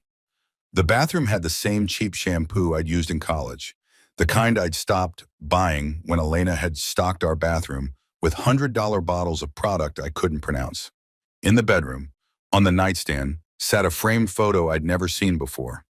My mother and a man I didn't recognize, younger versions of themselves, laughing at something beyond the camera's view. They were standing in front of what looked like a Chinese restaurant, his arm around her shoulders, her hand on his chest. Richard Chen, my father, the man I'd never met, never known existed until 3 days ago. He looked happy. They both did. I picked up the frame, studying their faces. He had my eyes, or I had his, I supposed. My mother's smile was different in this photo than any smile I'd seen in person. Unguarded, genuine, lit from within by something that had nothing to do with putting on a brave face for her son. This was what she'd given up. This happiness, this love, this man who'd made her laugh like that. For me, to give me a normal childhood, to protect me from the burden of wealth, to let me become whoever I was going to become without the weight of dynasty crushing me. I set the photo down gently and walked to the windows.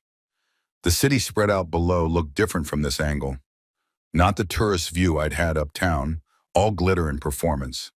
This was the working city, the piers, the warehouses being converted to luxury spaces, the river that had once meant commerce and now meant views for people who could afford them. My phone buzzed, a text from Marcus. How'd the interview go? When will you hear back? Right, my fictional consulting job interview. Went well, I typed back. They want me to do a trial project this week. Might need to stay elsewhere for a few days. Don't want to disturb you guys with my schedule. Not technically a lie. I did have a project, learning to be David Chen, heir to a fortune, board member, person of consequence. And I would be staying elsewhere. That's great news, man. Where will you crash?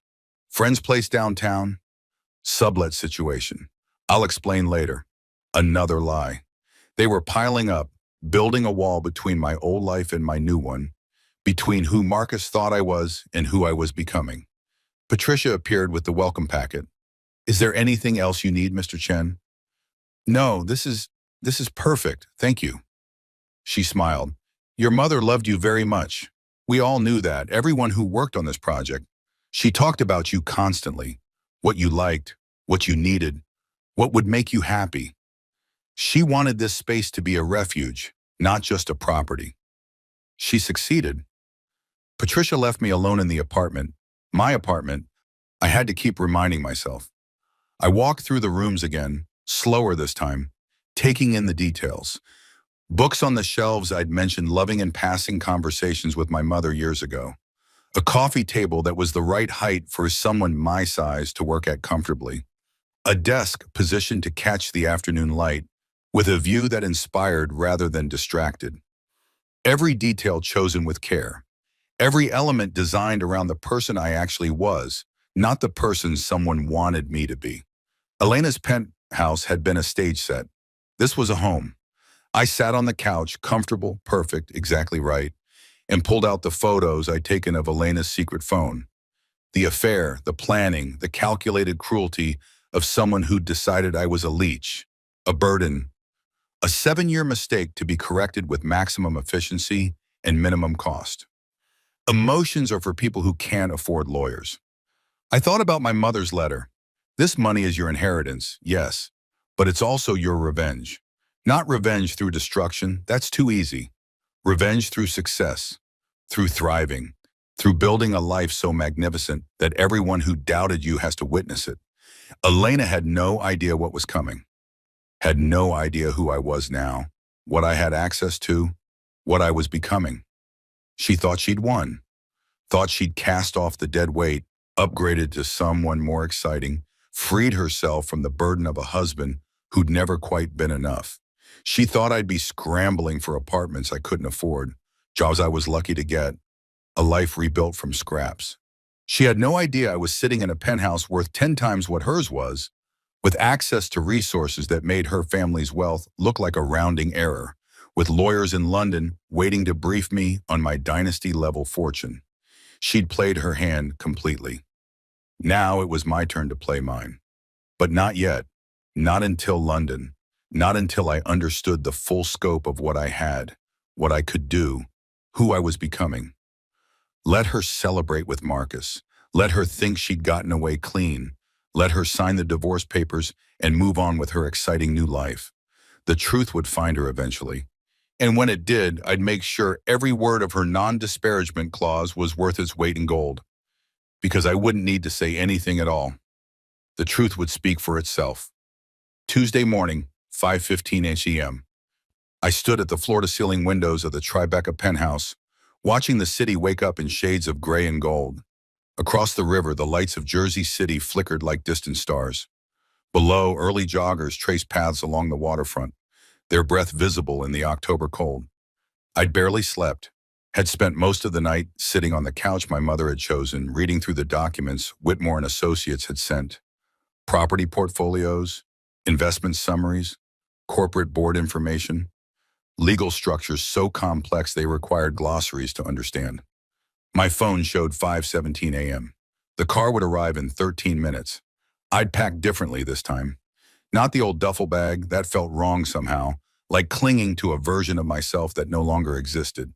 Instead, I'd found luggage in the apartment's storage closet, expensive leather pieces monogrammed with my initials in subtle stitching. My mother had thought of everything, including the baggage I'd need when I finally stepped into the life she'd been preparing for me. The irony wasn't lost on me. My phone buzzed. A text from an unknown number. "Car is downstairs, Mr. Chen. Take your time." I took one last look around the apartment, at the bookshelves and the comfortable furniture, and the photo of my parents laughing in front of a restaurant, at the space that had been waiting for me for 6 years, maintained and prepared and kept ready for the moment I'd need it. "Thank you, Mom," I whispered to the empty room. Then I grabbed my bag and left. The car was exactly what I'd requested. Discreet. A black sedan, unmarked, the kind that could have been an Uber or a private car or anything else. No ostentatious display, no screaming wealth. The driver was a woman in her 50s, professional but not stiff. "Good morning, Mr. Chen. I'm Caroline. I'll be taking you to JFK." "Thank you, Caroline." She took my bag, loaded it efficiently, and within minutes we were moving through the empty streets of pre-dawn Manhattan. The city looked different at this hour. Quieter, more honest, stripped of the performance it wore during daylight hours. "First time flying first class?" Caroline asked after a while. "Is it that obvious?" She smiled in the rearview mirror on. "You keep checking your ticket on your phone. People who fly first regularly don't do that. They know it'll be there." I laughed, embarrassed. "Yeah, first time." It's nice, you'll enjoy it. British Airways does it right. Lie flat seats, actual food, people who leave you alone if you want to be left alone. That last part sounds perfect. We drove in comfortable silence for a while. The sunrise was beginning now, painting the sky in colors that made the city look almost beautiful, almost forgivable. My phone buzzed. Elena's lawyer. Mrs. Whitmore has signed the divorce papers. Please review and return your signature by end of week to expedite the process. She'd signed, already. We'd been married 7 years and she'd signed away the whole thing in less than 72 hours. I should have felt something, pain, anger, loss. Instead, I just felt tired. Tired of being the person she'd wanted me to be. Tired of performing gratitude for being allowed into her world. Tired of making myself smaller so she could feel bigger. I didn't respond to the message. Let them wait. Bad news? Carolyn asked, watching me in the mirror. Just the end of something that should have ended a long time ago. She nodded, understanding in a way that suggested she'd been there herself. Those are always the hardest endings. Not because you're losing something good, but because you're mourning all the time you wasted trying to make something work that was broken from the start. Yeah, exactly that. Well, wherever you're going, I hope it's better than where you've been. London, a city I'd visited once where I'd felt like a tourist in my wife's world, gawking at buildings and history while she'd glided through it all with the ease of someone who belonged. Now I was going back as someone different, someone with property there, with lawyers waiting, with a father's legacy to claim and a life to figure out. Me too, I said. JFK at 6:00 a.m. was a study in controlled chaos. Business travelers moving with grim efficiency, families wrangling children and luggage, the eternal hum of announcements and rolling wheels, and people going somewhere, anywhere, away from wherever they'd been. Caroline pulled up to the British Airways terminal. Have a good flight, Mr. Chen. And whatever you're running from, let it stay behind you. Whatever you're running toward, let it be worth it. How do you know I'm running? She smiled. Everyone who takes a 5:30 a.m. car to catch an international flight is running from something. The question is whether they're running towards something better or just running. I thought about that as I walked through the terminal. Was I running? Or was I finally moving forward after years of standing still? The first-class check-in had no line. The agent took my passport, looked at her screen, and her entire demeanor changed. Mr. Chen, welcome. You're all set. We've upgraded you to our new first-class suite at no additional charge. You'll board through the expedited security line, and the Concorde Lounge is available if you'd like to wait there. The what? The Concorde Lounge, for our premium passengers. Complimentary breakfast, showers, quiet workspace, whatever you need. Premium passengers. That's what I was now. Not a guy grateful to be flying at all, but someone airlines upgraded without being asked. Someone lounges were available to, someone the system recognized as mattering. It felt wrong and right in equal measure. The lounge was exactly what you'd expect. Leather chairs, abundant power outlets, a breakfast spread that could have fed a small village. A few other travelers scattered throughout, all of them carrying themselves with that particular confidence that comes from never having worried about money. I loaded a plate with food I didn't particularly want and found a corner seat away from everyone. Pulled out my phone and started reading through the briefing documents Whitmore and Associates had sent. Chen Family Holdings, overview. Total estimated value, 1.2 billion USD as of current fiscal quarter. Primary components, liquid assets, gross of securities, 247 mm, real estate portfolio, 340 mm, corporate holdings and investments, 520 mm, art and collectibles, only 93 m, $1 billion. Not 247 million like the banker had said. That was just the liquid cash. The full portfolio was $1 billion. I read the number 3 times trying to make it feel real. Failing, the real estate section was particularly overwhelming. London, 5-bedroom penthouse, Mayfair. So value 45 some. New York, Tribeca penthouse, 4-bedroom, In Seine in value, 38 arms. Paris. Historic apartment, 6th arrondissement, Seine value, 22 Tokyo. Modern residence, Shibuya, Estern's value, 118. Sydney. Waterfront home, Point Piper, Estern's value, 28 million. Cape Town, Villa Clifton, Estern's value, 25. São Paulo, penthouse, Jardins, Estern value, 8 million. Dubai, apartment, Burj Khalifa, Estern value, 15 million. Additional investment properties generating rental income, 23 units across various markets. Total Estern value, 154 million. I owned property on 4 continents. Had homes in cities I'd barely heard of, let alone visited. The apartment in Paris alone was worth more than most people would earn in multiple lifetimes. And I'd been living in Elena's penthouse, grateful for the privilege, never knowing I had my own property sitting empty, waiting for me. The corporate holdings were even more staggering. Board positions with voting rights and stipends. Tech venture capital partners, annual stipend, 2.8. Global Logistics International, annual stipend, 3.2. Chen Pacific Investment Group, annual stipend, 2.1 million. Renewable Energy Holdings Limited, annual stipend, 1.9 M. Healthcare Innovation Fund, annual stipend, 2.4 M. Asian Markets Development Corp, annual stipend, 3.1 M. $15 million per year just for attending board meetings. That was more than Elena's entire family generated from their supposedly impressive trust fund. I was richer than the woman who'd thrown me out for being poor. The absurdity of it would have been funny if it wasn't so devastating. First time seeing the big picture? I looked up.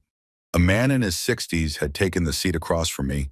Silver hair, expensive suit, the kind of face that had spent decades in boardrooms making decisions that affected thousands of lives. I'm sorry, he gestured at my tablet. The way you're staring at those documents, the particular expression of someone seeing their net worth laid out for the first time and trying to process what it means. I've seen that look before, usually on the faces of lottery winners or people who've just inherited something significant. I should have been annoyed at the intrusion. Instead, I was curious. Which were you? Neither. I built mine the old-fashioned way. 60-hour weeks for 40 years, 3 failed marriages, and more stress ulcers than any human should survive. He extended a hand. Jonathan Chen. No relation, I assume, though the name made me notice your documents. I shook his hand. David Chen. And no, probably not related, though I'm learning my family history is more complicated than I thought. Isn't everyone's? He settled back in his chair. Word of advice, if you want it, don't let the numbers define you. I see a lot of people, young people usually, who inherit or suddenly acquire significant wealth, and it destroys them. They stop being people and become portfolios. Stop having goals and start having acquisition strategies. You think that's what happens? I think money is a tool or a trap depending on how you approach it. Used right, it gives you freedom. Freedom to pursue what matters, to help who you want to help, to build something meaningful. Used wrong, it becomes your identity, your only identity. I thought about Elena, about her friends, the ones who'd never worked a day in their lives but talked constantly about being busy with their foundation boards and charity galas. People who'd let their money become their entire personality. How do you know the difference? I asked. Ask yourself what you'd do if you lost it all tomorrow. If the answer is panic or not know who I am anymore, you've let it become a trap. If the answer is figure it out and rebuild, you're using it as a tool. And which are you? He smiled. I'd be fine. Annoyed, definitely, but fine. Because I know who I am independent of the bank balance. Took me 3 divorces and a heart attack to figure that out, but I got there eventually. 3 divorces sounds expensive. 3 divorces to women who loved my money more than they loved me was the expensive part. The divorces themselves were just a correction. He stood, grabbed his bag. They're calling my flight, but David Chen, not related, remember. Wealth is an amplifier. It makes you more of what you already are. If you're generous, it lets you be more generous. If you're cruel, it lets you be more cruel. If you're lost, it makes you more lost. And if you're angry, he paused, studying me, then it lets you be more angry, which can be useful if the anger is directed at the right targets and channeled into the right actions. But anger that just burns without purpose, that'll consume you faster than any amount of money can sustain. He left. I sat there with my tablet, my billion-dollar portfolio, my board positions and properties and liquid assets, and thought about anger. I was angry. At Elena for 7 years of making me feel small. At myself for letting her, at the system that let people like her glide through life on inherited wealth, while people like my mother worked themselves to death. But Jonathan Chen, not related, was right. Anger without purpose was just corrosive. Anger channeled into something constructive, something meaningful, something that made the world better rather than just making you feel better. That was different. My mother had given me a fortune. What I did with it, whether I used it as a tool or let it become a trap, was up to me. The flight was called. I boarded through a separate entrance, away from the crowds, into a cabin that bore no resemblance to any airplane I'd ever been on. The first-class suites were private pods with doors that closed, seats that transformed into fully flat beds, personal wardrobes for hanging clothes.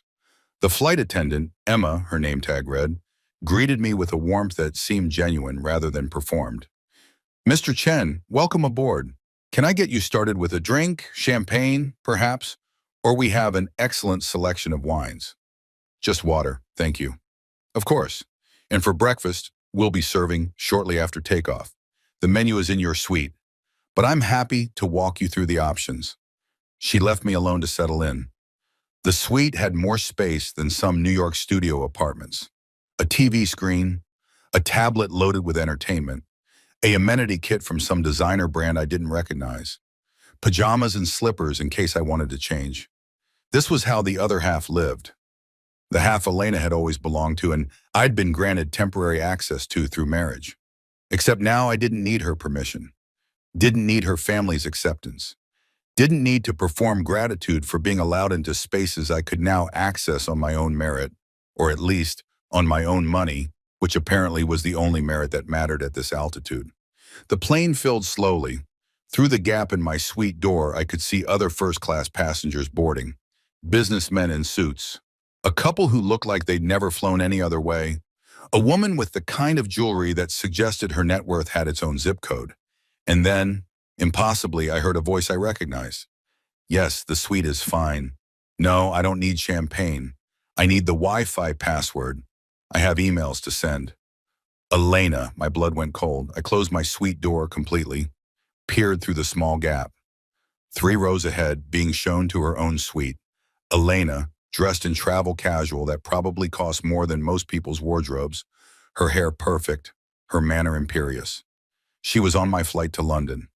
Of course she was, because the universe apparently had a very specific sense of humor about these things. I pulled out my phone, hands shaking, and texted Whitmore and Associates. "Is there any way to change seats without changing flights?" "Situation has developed." The response came quickly. "I can inquire with the airline." "Is there a problem, Mr. Chen?" "My soon-to-be ex-wife is on this flight. 3 rows ahead." She can't see me." A longer pause this time, then, "Understood, let me see what can be done. In the meantime, keep your suite door closed. First class is designed for privacy. She won't see you unless you make yourself visible." The plane began to taxi. Too late to switch seats now. I was trapped in a metal tube at 35,000 feet with the woman who'd thrown me out 72 hours ago, who had no idea that the broke husband she'd discarded was sitting in a suite that cost more than the monthly rent on Marcus's apartment. Emma appeared at my door. "Mr. Chen, is everything all right? You look pale." "I'm fine, just not a great flyer." "Well, you're in the best place for it. Once we're airborne, I can bring you something to help you relax. And the suites are very quiet, you'll barely feel the flight." "Thank you." She left. The plane accelerated, lifted, climbed. Through my window, New York fell away, the city where I'd lost everything and discovered I'd never had anything to lose in the first place. 7.5 hours to London. 7.5 hours of hiding from the woman who thought she'd seen the last of me. 7.5 hours to figure out what I was going to do, with the truth burning a hole through my chest. I pulled out my tablet and opened the divorce papers Elena's lawyer had sent, read through them again, carefully this time, paying attention to the details I'd glossed over before. The prenup protected her family's assets. Fine. But the dissolution agreement went further. It explicitly stated that both parties entered the marriage with minimal personal assets and accumulated nothing of joint value during the union. That was her narrative. We'd both been essentially broke when we married, and she'd supported me throughout. Therefore, no alimony, no asset division, no complications. It was a lie, but a convenient one. A lie I'd been prepared to accept this morning, when I'd thought I had nothing to fight her with. But now I had documentation proving that wasn't true. Had proof that I'd entered the marriage with assets, held in trust, yes, but mine nonetheless. Had evidence that the narrative she was constructing was fundamentally false. I could fight this, could drag it out, could make her divorce expensive and complicated and very, very public. But my mother's words echoed, not revenge through destruction. That's too easy. Your revenge through success, fighting Elena in court would be destruction, would be satisfying in the short term and hollow in the long term, would make me look petty and vengeful and small. Letting her win, letting her think she'd gotten away with it, and then building a life so magnificent she'd have to witness it from the outside. That was success. That was revenge worth having. I pulled out my phone and opened a new email to her lawyer. Mr. Chen, I've reviewed the dissolution agreement. I'm prepared to sign as written, with one modification. The 72-hour deadline for property collection is extended to 30 days. As I'm currently traveling and cannot complete collection in the original time frame. All other terms are acceptable. I'll return signed documents upon my return to New York. Regards, David Chen, professional, calm, giving nothing away. I hit send. Then I opened the folder Whitmore and Associates had sent labeled Board Meeting Calendar and started reading. 6 board positions, 18 meetings per quarter. Each one an opportunity to learn, to contribute, to prove I was more than just an inheritance recipient. To become someone who deserved the fortune my father had left and my mother had protected. To become someone who didn't need Elena's validation or approval or presence in my life. Someone who could look back at 7 years of marriage and see it as a chapter that ended badly but taught necessary lessons. Someone who could sit 3 rows behind his soon-to-be ex-wife at 35,000 feet and feel nothing but pity for how small her world was about to become. The suite door opened slightly. Emma. Udayanen, Emma with a tray. I brought you the breakfast service. I noticed you seemed stressed earlier, so I included the smoked salmon. Comfort food, at least for me. I smiled despite everything. Thank you, Emma. And Mr. Chen, whoever she is, whatever happened, you're going somewhere better. I can always tell. How? Body language. People flying towards something good sit differently than people flying away from something bad. You're doing both, which means you're in transition. And transitions are hard, but they're also where life gets interesting. She left me with breakfast and wisdom and the gentle hum of engines carrying me toward a life I hadn't known existed 72 hours ago. Somewhere ahead, Elena was probably checking email, planning her exciting new life with her exciting new man, celebrating her clean break from the burden of a husband who'd never been quite enough. She had no idea I was 3 rows behind her. She had no idea what was waiting for me in London. She had no idea that by the time this flight landed, I'd be a different person than the one she'd thrown away. I ate my breakfast, the smoked salmon really was comfort food, and watched the Atlantic scroll by below, dark and endless and full of possibility.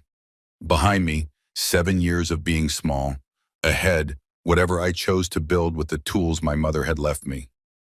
The choice finally was mine. Heathrow at 9 p.m. local time was a blur of fluorescent lights and crowds moving with the exhausted determination of people who'd been compressed into metal tubes for hours and just wanted to be anywhere else. I'd spent the entire flight in my suite with the door closed, pretending to sleep, actually reading through board meeting minutes and financial reports until my eyes burned. Emma had checked on me periodically, bringing meals I barely touched, asking if I needed anything with the kind of attentiveness that made me wonder if the airline had been told I was someone important, which apparently I was. 3 rows ahead, Elena had disembarked first. First-class passengers got priority everything. A fact I was learning in real time. I'd watched through the gap in my door as she'd swept past. Phone pressed to her ear, laughing at something someone said. Probably Marcus. Probably planning where they'd meet in London, what exciting things they'd do together now that she was free. I waited until she was completely gone before leaving my suite. Immigration was surprisingly quick. The officer glanced at my passport, asked the purpose of my visit.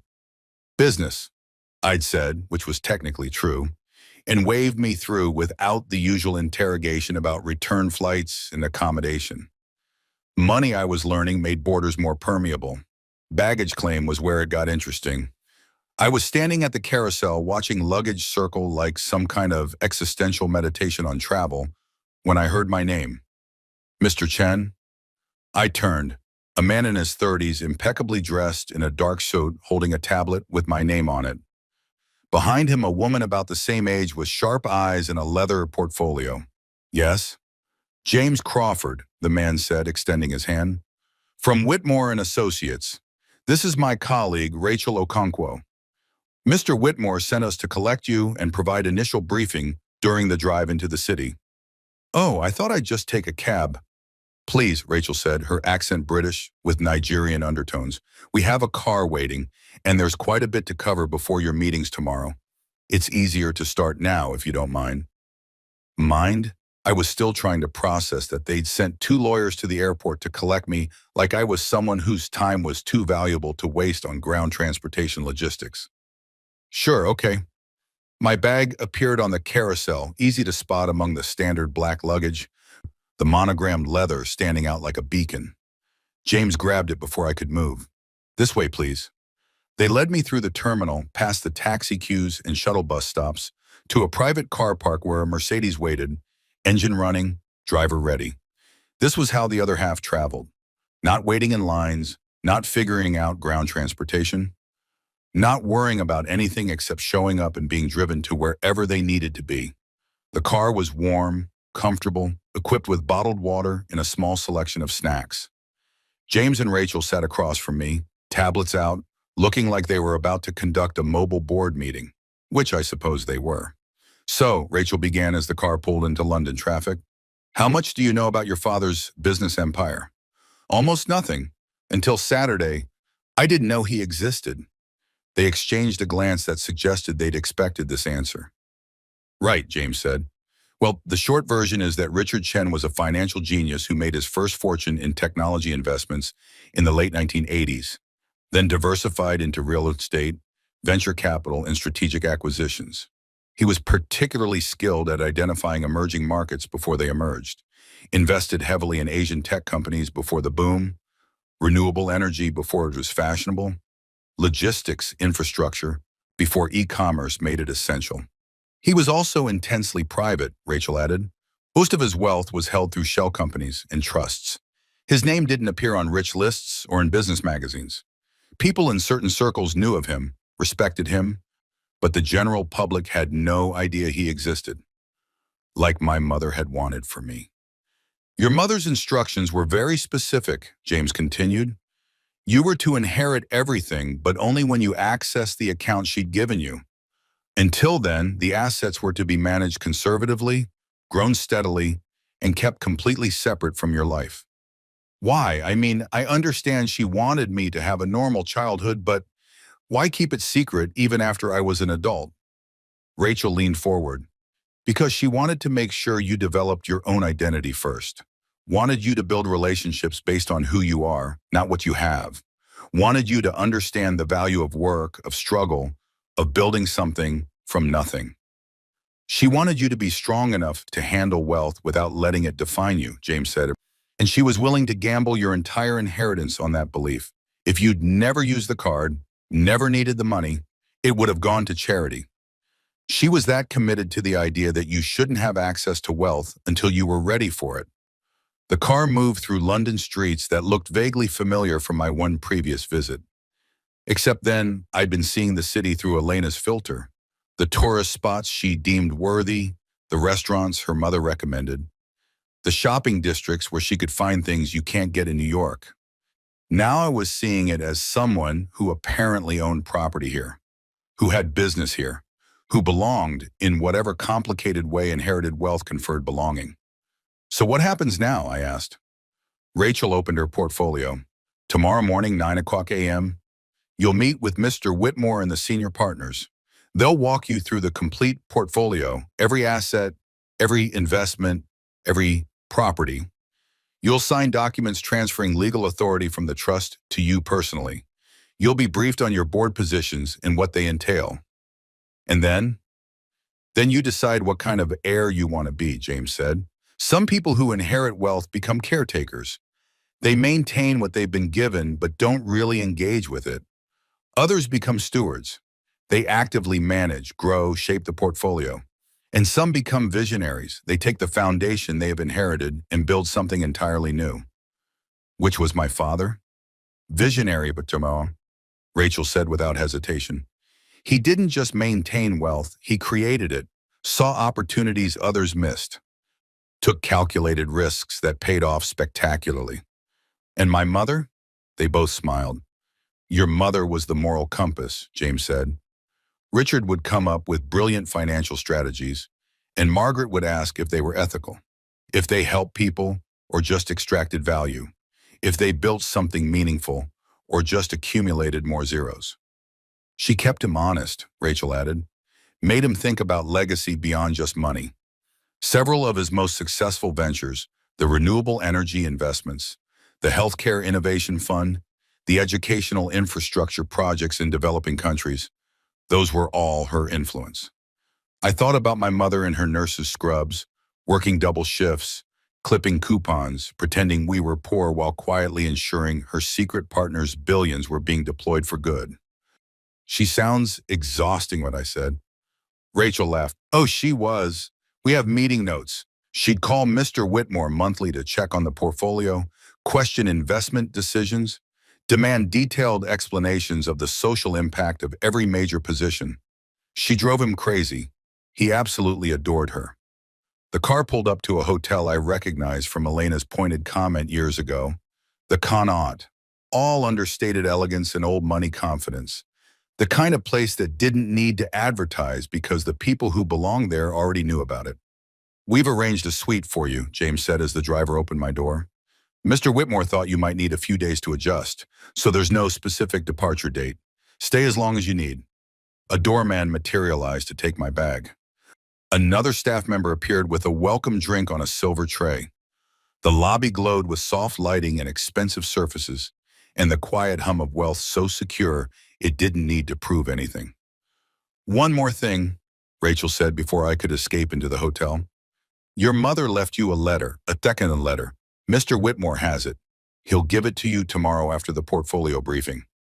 She wanted you to have the full picture first, before reading her final thoughts. What does it say? We don't know. The envelope is sealed, but Mr. Whitmore says it's important, that it will help you understand not just what you have, but what you're supposed to do with it.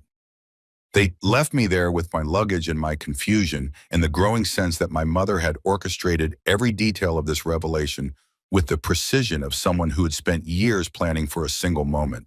The suite was absurd. Not just a room, a full apartment, living area, bedroom, bathroom with a tub the size of a small pool, a second bedroom I had no use for, a dining table that could seat 8. The decor was tasteful without being stuffy, comfortable without being casual, expensive in ways that whispered rather than shouted. I stood at the window looking out at London. Mayfair, Rachel had said, one of the most expensive neighborhoods in one of the most expensive cities in the world, and tried to reconcile this with the version of myself that had woken up Saturday morning in Elena's penthouse, thinking $700 was all I had. 4 days ago, that's all it had been. 4 days since my marriage ended. 4 days since I'd discovered my mother's secret. 4 days since David Chen, poor scholarship kid made good through marriage, had died and someone else had taken his place. Except I didn't feel like someone else. Didn't feel transformed or elevated or whatever was supposed to happen when you discovered you were secretly rich. I just felt tired and angry and confused about what any of this meant. My phone buzzed, a text from Marcus. Hey man, how's the consulting gig going? You settling in okay? Right.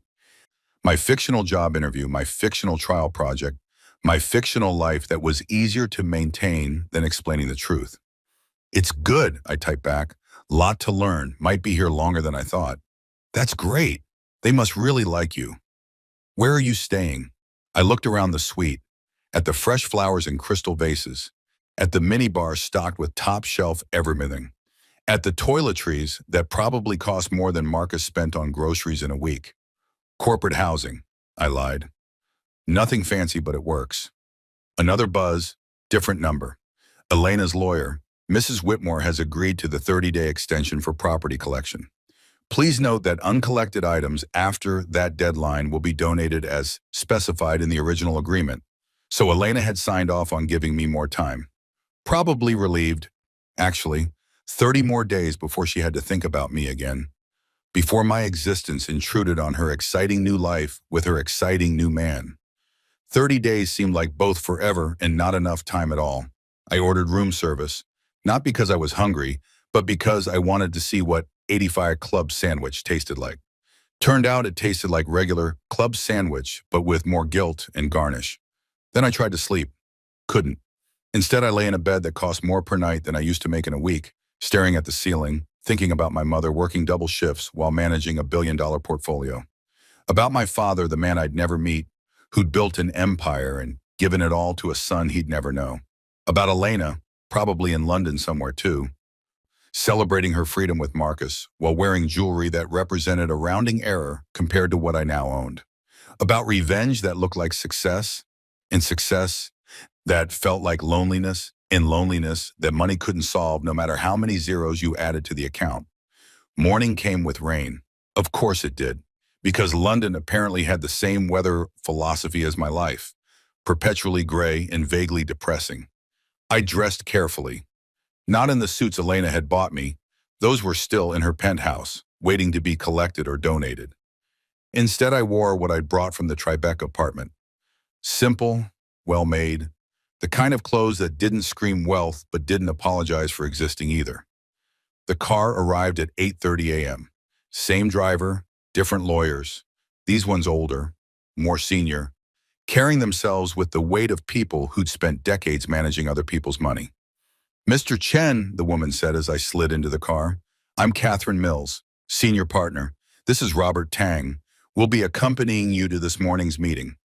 Is all this really necessary? The car, the escorts, the performance? Robert finished, smiling slightly. Yes, actually, you're about to take control of a billion-dollar portfolio, Mr. Chen. There are protocols, procedures, ways things are done. Part of our job is making sure you understand the world you're entering. And part of it is making sure that world takes you seriously, Catherine added. You're young, unknown, coming out of nowhere to claim a fortune most people don't know existed. There will be skepticism, questions about your legitimacy, your competence, your right to control what your father built. The performative aspects, the cars, the lawyers, the careful orchestration, all of that sends a message that you're not to be taken lightly. But I don't know what I'm doing, I said. Neither did your father when he started, Robert said. Neither does anyone, really. The difference between people who succeed with inherited wealth and people who squander it isn't knowledge. It's willingness to learn, to ask questions, to surround yourself with people who know more than you do and actually listen to them.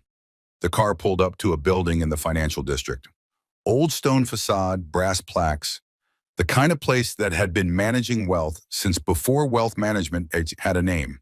Whitmore and Associates occupied the top 3 floors. We rode the elevator in silence. The doors opened to a reception area that looked like a museum, antique furniture, oil paintings and gilt frames, a Persian rug that probably cost more than most cars. And standing in the center of it all, a man in his late 70s with white hair and piercing blue eyes. Alexander Whitmore. Mr. Chen, he said, walking forward with his hand extended. Finally, I've been waiting 6 years to meet you. His grip was firm, his gaze assessing. Up close, I could see the decades in his face, the lines earned through complicated negotiations and difficult choices, the weariness of someone who'd seen too much of how money warped people. Mr. Whitmore? Please, Alexander. Your father was Richard to me, not Mr. Chen, and your mother was Margaret, who terrified me on a regular basis with her ethical interrogations. I'm not going to stand on formality with their son.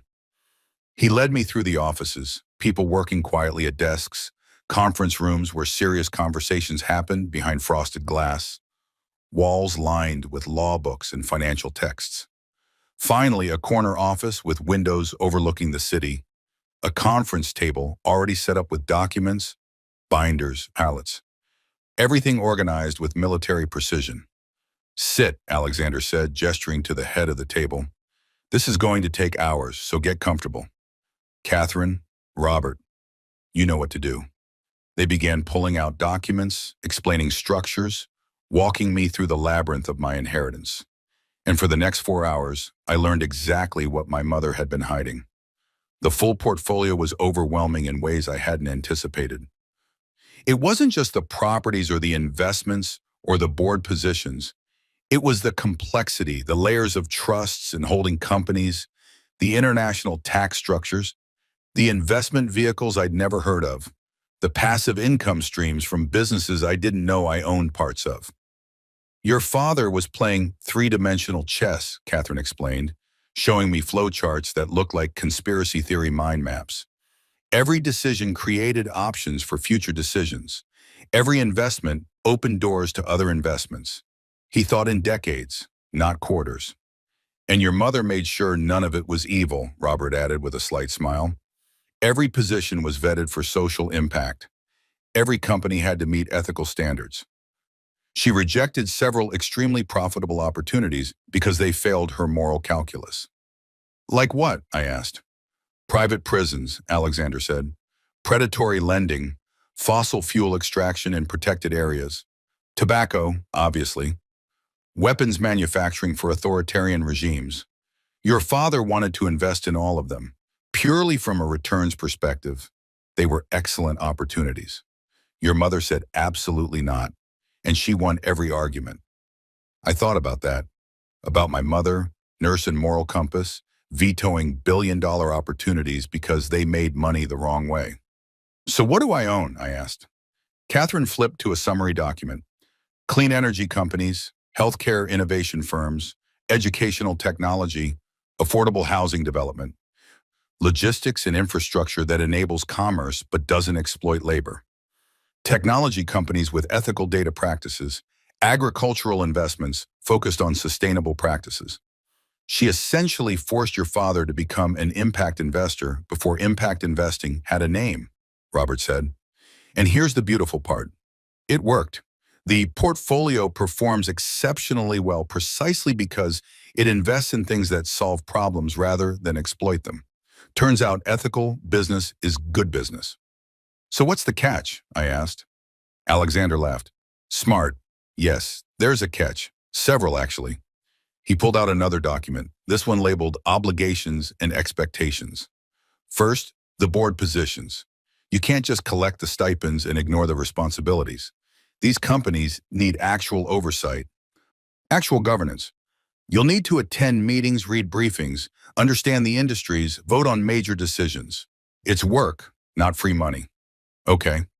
Second, the properties. Several are generating rental income, but they require active management, maintenance decisions, tenant relations, strategic choices about when to hold versus when to sell. You'll need property managers, but you're ultimately responsible. Okay. Third, and most importantly, the legacy. Your father built this empire with your mother's ethical guidance. That guidance is now your responsibility. Every investment decision, every board vote, every strategic choice, you're the moral compass now. And people will be watching to see if you maintain the standards she set. He paused, studying me. No pressure, obviously. I laughed, slightly hysterical. Right.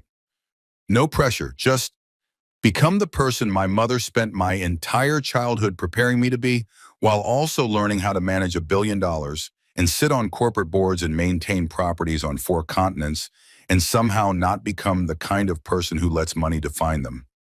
Easy. Actually, Alexander said quietly, I think you'll be fine. Why? Because you're terrified.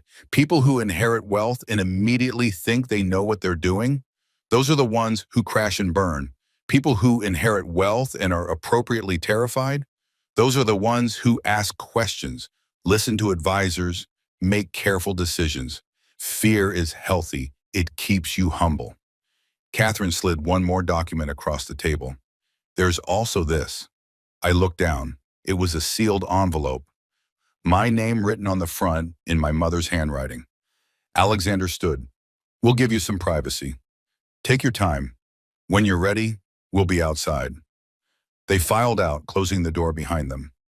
I sat alone in that conference room, surrounded by documents explaining my billion-dollar inheritance, holding the last letter my mother would ever write me.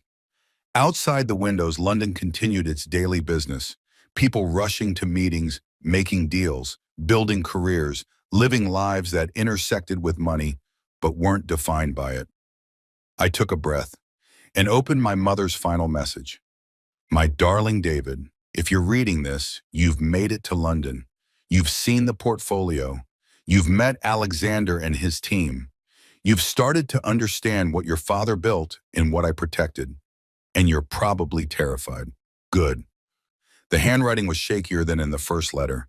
She must have written this even closer to the end, when the cancer had stolen more of her strength. I had to squint to read some words, had to guess at others where her hand had trembled too much to form letters properly. I need to tell you something I couldn't say in the first letter. Something about your father that changes everything. Richard didn't just give you money, David. He gave you a choice. When he knew he was dying, heart disease, same thing that killed his father, he rewrote his entire estate plan. His legitimate children, the ones from his marriage, they got the company, the public legacy, the Chen name in the business world, everything their mother expected them to inherit. But you got something different. You got freedom. His public fortune was tied to obligations, board seats he'd held for decades, family expectations, social responsibilities, the weight of being a Chen in the circles where that name mattered. His children inherited all of that. The privilege, yes, but also the prison. You inherited the private fortune, the one he built separately, carefully, with no strings attached. No family obligations, no expectations from ancestors or society or anyone except yourself. My hands were shaking now. Do you understand what that means? You don't have to be anyone. You don't have to maintain a dynasty or live up to a name or perform for people who knew your father. You get to decide completely, totally who you want to be. You can take the board seats or decline them, keep the properties or sell them. Stay in New York or move to Tokyo or disappear to a beach somewhere and never think about money again. You can be a philanthropist or an investor or a teacher or absolutely nothing at all. That's the gift, baby. Not the money, the choice. Your half-siblings will never have that. They'll spend their lives being Richard Chen's children, living up to his legacy, trapped by expectations and obligations in the weight of a name they didn't choose. You get to be David Chen, whoever that turns out to be. But here's what I need you to understand. With that freedom comes responsibility, not to your father's memory, or to his business empire, or to anyone else's expectations.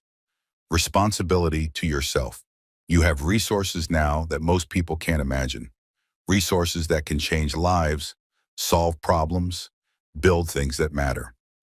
What you do with them, how you use this freedom, that's the real inheritance. Will you use it to become someone I'd be proud of? Someone you'd be proud of? Or will you let it make you lazy, entitled, disconnected from the people and struggles that shaped you? I can't control that. Your father couldn't control it. That's why we built all these structures, all these delays, all these tests, not to control you, but to give you the best chance of controlling yourself. The money isn't a reward, David. It's a tool. What you build with it is up to you. But if you're reading this in Alexander's office, overwhelmed and scared and wondering how the hell you're supposed to do any of this, Then I'll tell you what I would have told you if I were still there. Start small. Start with one thing that matters to you, one problem you want to solve, one person you want to help, one corner of the world you want to make slightly less terrible. And then do that, just that. Let everything else wait. You don't have to change the world tomorrow, baby. You just have to show up today and try to be decent with the resources you've been given. The rest will figure itself out. The letter continued, but my vision was blurring too much to read clearly. I blinked hard, trying to clear my eyes, trying to hold it together in this conference room where lawyers who'd known my mother were probably listening outside the door. I'm sorry I won't be there to see who you become. I'm sorry I had to lie to you for so long. I'm sorry for every hard moment, every struggle, every time you went without something because I was pretending we couldn't afford it when we absolutely could. But I'm not sorry for raising you the way I did. I'm not sorry for making you work for things, fight for things, understand that nothing worth having comes easy. Because now when you have everything, you'll know what nothing feels like. And that knowledge, that memory of struggle, that's worth more than any amount of money I could have given you. You're going to be fine, David, better than fine. You're going to be exactly who you're supposed to be. I love you. I've always loved you. I'll love you forever. Now go build something beautiful with the mess I've left you, Mom. P.S. Alexander has something else for you, a key. Ask him about the safety deposit box in the vault downstairs. Your father wanted you to have what's inside, but he wanted you to decide when you were ready to see it. Don't rush. Some truths can wait until you're strong enough to carry them. I set the letter down carefully, like it might disintegrate if I handled it too roughly. Outside the windows, London continued. Rain had started again, painting the glass in rivulets that distorted the city into something abstract and unreal. I thought about my half-siblings, somewhere in the world carrying the burden of being Richard Chen's legitimate children, managing his company, living up to his public legacy, trapped by the weight of expectations I'd never have to bear. I thought about Elena, who'd thrown me out because I wasn't enough, wasn't exciting enough, wasn't wealthy enough, wasn't whatever enough, never knowing that I was inheriting freedom itself. And I thought about my mother working herself to death to give me the gift of choice. The door opened quietly.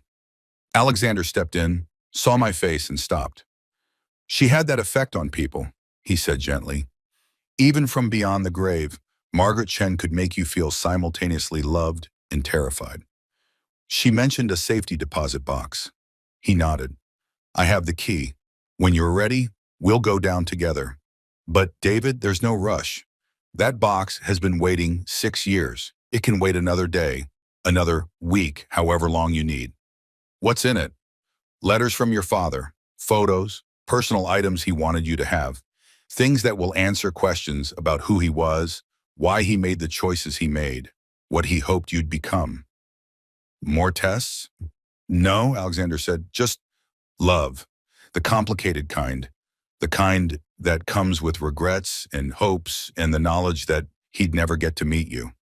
I looked down at my mother's letter, at her shaky handwriting and her fierce love and her absolute conviction that I'd be okay. Start small, she'd written. One thing that matters. I knew what that one thing was. Alexander, I said, I need you to do something for me. Something that has nothing to do with the portfolio or the board seats or any of this. Of course, I need you to find out everything you can about my wife, Elena Whitmore, her family's money, where it came from, how it's structured, what it's actually worth. He raised an eyebrow. May I ask why? Because she thinks she won, and I need to know exactly what she thinks she won before I decide what to do about it. Alexander smiled, small, knowing, the expression of someone who'd seen this play before and knew how it ended. Your mother would approve, he said. She always said the best revenge was understanding your opponent better than they understood themselves. This isn't revenge, isn't it? I thought about that, about Elena's casual cruelty, about 7 years of making me feel small, about being thrown out like trash while she celebrated with her someone. Maybe it is, I admitted, but the quiet kind, the kind that doesn't destroy, it just reveals. Those are the most satisfying ones, Alexander said. I'll have a full report by tomorrow morning. Everything, finances, properties, family history, Business dealings, scandals, secrets. If it exists, we'll find it. Thank you. He moved toward the door, then paused. David, your mother spent 6 years preparing for this moment, planning every detail, anticipating every contingency, making sure you'd be protected and prepared. But there's one thing she couldn't plan for. What's that? What kind of man you'd choose to be with all this power? That's on you now. Choose well. He left me alone with my mother's letter and the weight of $1 billion and the question that would define everything that came next. Who was I going to be? The hotel suite felt different when I returned that evening. Not physically, it was still absurdly luxurious, still decorated with the kind of tasteful excess that whispered old money. But something in me had shifted during those hours in Alexander's office, reading my mother's final words, understanding for the first time what she'd actually given me. Not just money, freedom. I stood at the window watching London's lights flicker on as dusk settled over the city. Somewhere out there, Elena was probably having dinner with Marcus, laughing about how smoothly the divorce was proceeding, how grateful she was to be free of the husband who'd never quite measured up. She had no idea I was here, had no idea I'd been 3 rows behind her on the flight, had no idea that the broke, desperate man she'd discarded was standing in a suite that cost more per night than she'd given me to rebuild my entire life. My phone buzzed, a message from Alexander. Preliminary report attached, full analysis by morning, but these are the highlights. Call me if you have questions. I opened the attachment. Whitmore Family Financial Overview. Preliminary. Elena Margaret Whitmore, age 34. Primary residence, Manhattan, NY. Penthouse, Upper East Side. Estimated personal net worth, 8.2, which is $8 million. That was what Elena had, what her whole family had given her, the trust fund she'd lived off, the wealth that had made her feel entitled to judge everyone else's financial worth. $8 million. I owned property worth more than that, individual properties. The Paris apartment alone was worth almost 3 times her entire net worth. I kept reading. Source of wealth. Family trust fund established by grandfather, Harrison Whitmore, 8.2 M sum. No significant personal income or business ventures. Trust generates approximately $320K annually in distributions. Primary residence purchased by family trust, held in her name, family wealth, combined. Father Robert Whitmore, 42 M, real estate holdings, primarily commercial. Mother Catherine Whitmore, 18 M, inheritance from her family. Total family net worth, 68 M, $68 million. That was the entire Whitmore family fortune. The wealth that had made them feel superior, that had bought them into the right clubs and the right circles and the right zip codes. I had more than 10 times that. Just me. Not my family, not a dynasty built over generations. Just what my father had left and my mother had protected. The report continued. Notable financial context. Family wealth has been relatively stagnant for 15 years. Several failed business ventures by Robert Whitmore resulted in significant losses. 2008-2012. Family social standing exceeds their actual financial position. Significant annual expenses, maintaining lifestyle, estimated $450K plus. Strained trust distributions. Elena's personal spending frequently exceeds her trust distributions, requiring family support. So the Whitmores were struggling. Not poor, they'd never be poor, but stretched. Living a lifestyle their money could barely support, maintaining appearances that cost more than they could actually afford, propped up by a trust fund that wasn't growing fast enough to keep pace with their spending. And Elena had married me thinking what? That I was dead weight? That I was costing her money she couldn't spare? That she needed to trade up to someone who could contribute financially instead of just existing on her generosity? The irony was almost painful. My phone rang. Alexander. Did you read it? He asked without preamble. I did. And I'm trying to figure out if I should laugh or feel sorry for her. Feel sorry for her, Alexander said. People who confuse social status with actual wealth often do. The Whitmores have been dining out on their name for a generation, but the money's thin. Elena probably genuinely believes she was supporting you, because in her world, $320K a year feels like real money. It is real money. To normal people, yes. To someone managing $1 billion portfolio, it's a rounding error. David, do you understand what I'm telling you? Elena Whitmore threw you out because she thought you were poor, because she believed she was rich and you were dragging her down. She has no idea, no possible way of knowing that you're worth more than her entire family combined. I sat down heavily on the couch. So what do I do with this information? That's entirely up to you. You could reveal it, show her exactly who she discarded. You could use it as leverage in the divorce, though I suspect you don't need to. Or you could do nothing. Let her think she won. Let her move on with her life, never knowing the truth. What would my mother want me to do? A long pause. Your mother would want you to be happy. Everything else is secondary. That's not an answer. Yes, it is. It's the only answer that matters. David, you're standing at a crossroads. One path is revenge. Public, satisfying, and the kind of thing that would make Elena understand exactly what she lost.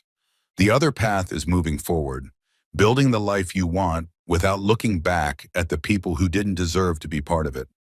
And if I want both, he laughed, then you're definitely your mother's son. She'd want both too.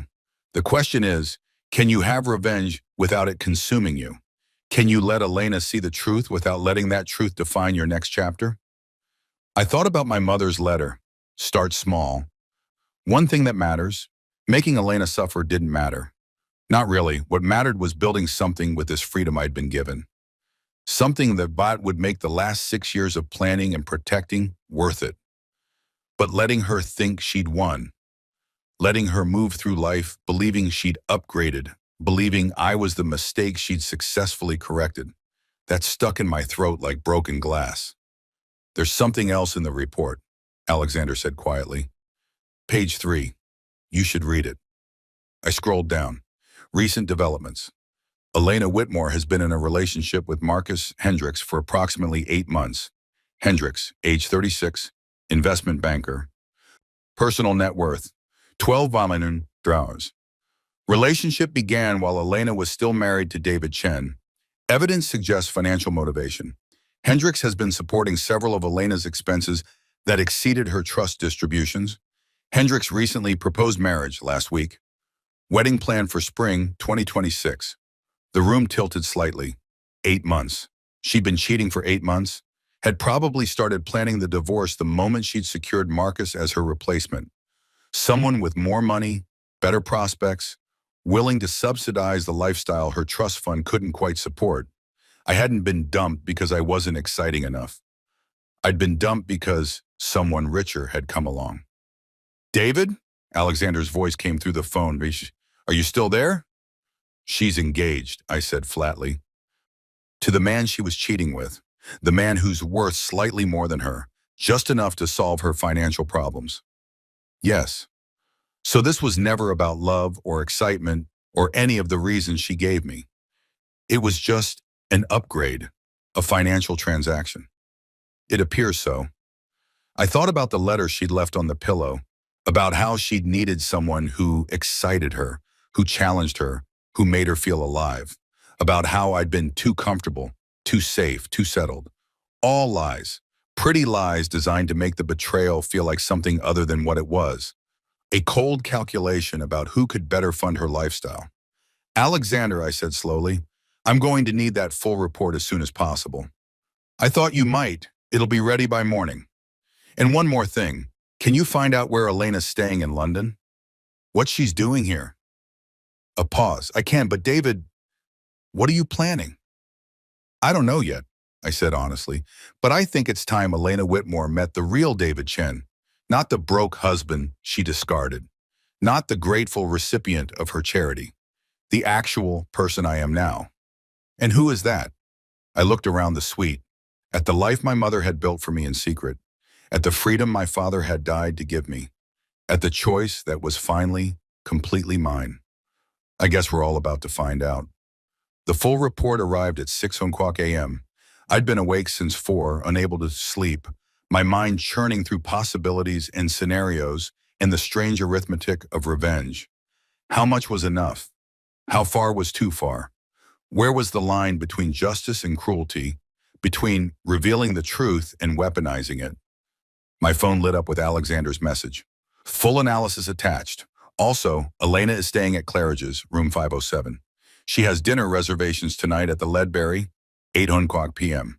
Table for two. Thought you might want to know. I opened the report. It was thorough, devastating really, in its clinical dissection of Elena's life and choices. Whitmore Family Financial Analysis. Complete. The first section covered what I already knew. The trust fund, the stagnant wealth, the lifestyle that exceeded their means. But then it got interesting. Marcus Hendricks, detailed profile, background, investment banker at Rothschild & Co. Annual salary, $850K base plus bonus, average 1.2 M total. Personal net worth, 12 primarily stock portfolio and real estate. Recently purchased engagement ring, 180K, financed, not paid outright. So Marcus wasn't as wealthy as he appeared either. Was carrying debt to maintain appearances, just like the Whitmores. The engagement ring alone, financed instead of purchased, told me everything I needed to know about his actual liquidity. Relationship timeline, January 2025. First documented contact at Charity Gala. February 2020, regular dinner meetings. Elena's credit cards show 15+ expensive restaurant charges. March 2020, first evidence of affair, hotel room charged to Elena's card. Full October 2020, escalating relationship while Elena remained married. October 15th, 2025, Marcus proposed. October 19th, 2025, Elena initiated divorce proceedings. She'd waited, had secured the proposal first, made sure Marcus was committed, then pulled the trigger on ending our marriage. Clinical, calculated. The kind of strategic thinking people applied to hostile takeovers, not relationships. Financial arrangements. Marcus has been supplementing Elena Mana's expenses since April 2025. Estimated $8K a month in additional support, dinners, travel, shopping. Elena's trust distributions insufficient to maintain her lifestyle without supplementation. Marcus appears to believe Elena's family is wealthier than they actually are. That last line made me pause. Marcus thought he was marrying serious money, thought the Whitmore name came with Whitmore wealth, probably assumed Elena's trust fund was just the visible portion of a much larger fortune. He had no idea she was essentially broke by the standards of the world they moved in. No idea that $320K a year sounded impressive until you tried to maintain a Manhattan penthouse and a luxury lifestyle on it. They were both lying to each other about money. How perfectly appropriate. Current London trip. Purpose, pre-wedding planning, meeting with the luxury vendors. Marcus joined Elena in London on Sunday. Separate flight, separate hotel. They're maintaining separate accommodations for propriety. Elena's word to hotel staff. Wedding venue scouting scheduled for Tuesday, Thursday. So they were here planning a wedding while my divorce papers were still warm. While I was supposed to be scrambling to find a place to live, a job to survive, a life to rebuild from the ashes she'd left me with. The fury that swept through me was clean and cold. I called Alexander. "You've read it," he said, not a question. "I need you to do something for me, something that might seem petty." I specialized in petty for 40 years before I discovered ethics. Try me. "I want a reservation at the Ledbury tonight. Best table in the house, 8 o'clock. A long pause. "David, I'm not going to make a scene, Naomi. I'm not going to confront her. I just want her to see me. Want her to wonder how the broke husband she threw out is dining at one of the most expensive restaurants in London 3 days after she left him with $700. And then? And then nothing. I'll eat dinner, pay with the card you gave me. Let her see it happen. Let her mind work on that mystery for a while." Another pause. "Your mother would tell you this is a bad idea." My mother left me $1 billion specifically so I could make my own choices. This is my choice. "Fair enough, I'll have the reservation made. Should I arrange for company? You'll look odd dining alone." He was right. Showing up solo would seem sad, desperate, like I was trying too hard. But bringing someone, "Can you join me?" I asked. "As my lawyer, my advisor, whatever story we need, just someone who makes it look like I'm there for business, not revenge." I'd be delighted. I haven't had a front row seat to one of these situations in years. The Ledbury at 8, then. Wear the navy suit you brought. It'll photograph well if there are any society pages people there. Photograph? David, you're about to have dinner at one of London's finest restaurants, while your ex-wife does the same thing with her affair partner. If anyone recognizes the situation, it will absolutely end up in someone's social media feed. Just be aware. I hadn't thought about that. About witnesses, about documentation, about the way the world loved watching rich people's drama play out. Maybe this is a bad idea, I said. It's a terrible idea, Alexander agreed cheerfully. But terrible ideas are often the most instructive. You want to see how revenge feels before you commit to it. This is a relatively harmless way to test those waters. Worst case, you have an excellent meal and Elena experiences mild confusion. Best case, you learn something about what you actually want from this situation. What do you think I want? I think you want her to know she made a mistake, to see that you're not who she thought you were, to feel, even briefly, the regret of having underestimated you. He was right. That's exactly what I wanted. 8 o'clock, I confirmed. I'll be ready. The navy suit fit perfectly. My mother had apparently known my measurements years ago and had the foresight to stock the Tribeca apartment accordingly. It was understated but expensive. The kind of thing that didn't scream wealth but quietly indicated it to people who knew how to look. I studied myself in the mirror. Same face as always. Same David Chen who'd woken up Saturday morning thinking he had $700 in a failed marriage. But something in my posture was different. Shoulders back, chin up, the body language of someone who belonged in expensive places, who didn't need to apologize for existing. Fake it until you make it. Except I wasn't faking anymore. I actually could afford this. Actually belonged in the world Elena had always treated as hers alone. Alexander picked me up at 7:30 in a car that was notably nicer than the one we'd used yesterday. Escalation? I asked as I slid in. Presentation. If Elena sees you arrive, it should be memorable. This is a Bentley, by the way. Your father had several. This one's been in storage waiting for you to claim it. I own a Bentley? You own 4 Bentleys, 2 Rolls-Royces, and a rather alarming number of other vehicles scattered across your various properties. Your father liked cars. Your mother thought it was ridiculous, but let him have his toys. The restaurant was in Notting Hill, upscale without being pretentious. The kind of place where Michelin stars were earned through excellence rather than showmanship. We arrived at exactly 8:00 p.m. Elena's reservation, according to Alexander's intelligence, was for 8:15. Strategic timing, he murmured as we were led to our table. Center of the room, impossible to miss. Perfectly positioned to see everyone who entered. She'll walk in, scan the room as people do, and see you mid-conversation with a distinguished older gentleman. She'll spend the entire evening trying to figure out what's happening. Is this cruel? I asked as we sat down. Is it cruel to exist in a public space? Is it cruel to have dinner with your lawyer? You're not doing anything to her, David. You're simply living your life. If she finds that disturbing, well, that's rather the point, isn't it? The menu arrived. Wunschbad, no prices listed, always a sign of a place that catered to people who didn't need to think about cost. I ordered without looking at what things might total, a small rebellion against years of being the person who'd calculated every expense. At 8:17 p.m., Elena walked in. She was stunning as always. Black dress, perfectly cut, jewelry that caught the light just right. Hair done professionally, makeup flawless, the complete picture of a woman who'd spent hours preparing to be looked at. Marcus was with her, tall, handsome in that generic banker way, expensive suit, confident smile. They looked like an advertisement for luxury, for success, for having won at life. Elena scanned the room as predicted. Her eyes landed on me.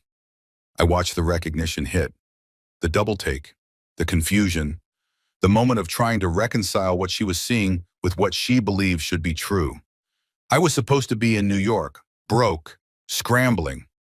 Not here in London, at the Ledbury, dressed in a suit that cost more than she'd left me, dining with a distinguished older man who radiated the kind of authority that came from decades of managing serious money. I smiled, raised my wine glass slightly in acknowledgement. then turned back to Alexander as if she was barely worth noticing. She's seen you, Alexander murmured, and she's rattled. Her hand just went to Marcus's arm, seeking reassurance. He has no idea who you are, of course. Is probably asking her what's wrong. Should I feel good about this? I asked quietly. Do you? I considered it, examined the feeling in my chest. It wasn't satisfaction exactly. More like validation. Proof that I existed outside her narrative about me. Evidence that her story, broke husband, lucky to have had her, properly discarded, wasn't the only truth available. I don't know, I admitted. Ask me after dinner. We ate slowly, course after course of food that deserved attention and contemplation. Alexander told stories about my father, about deals made and opportunities seized, about the man who had built a fortune and hidden it from the world. And the entire time, I could feel Elena's gaze periodically drifting to our table, could feel her trying to figure out the puzzle, trying to understand how the husband she'd left with nothing was here, now apparently fine. The bill came in a leather folder. I pulled out the black card Alexander had given me, Providence Holdings embossed in subtle lettering. That's going to confuse her even more, Alexander noted with amusement. A corporate card suggests you're here on business, which you are, technically. The business of learning who you are. We stood to leave. I didn't look at Elena's table, didn't acknowledge her again. Just walked out with Alexander, letting my presence speak for itself. On the sidewalk, waiting for the car, I finally let myself breathe. Well, Alexander asked, how does revenge feel? Small, I said, smaller than I thought it would. That's because it's not enough. Real revenge, the kind your mother believed in, isn't about moments. It's about trajectory. It's about building a life so complete that everyone who doubted you has to watch you thrive. The Bentley pulled up. We got in. And as we drove away, I looked back at the Ledbury, at the restaurant where Elena was probably still sitting, mind racing, trying to understand what she'd just seen. Let her wonder, I thought. Let her question. Let her start to suspect that maybe, just maybe, she didn't know me at all.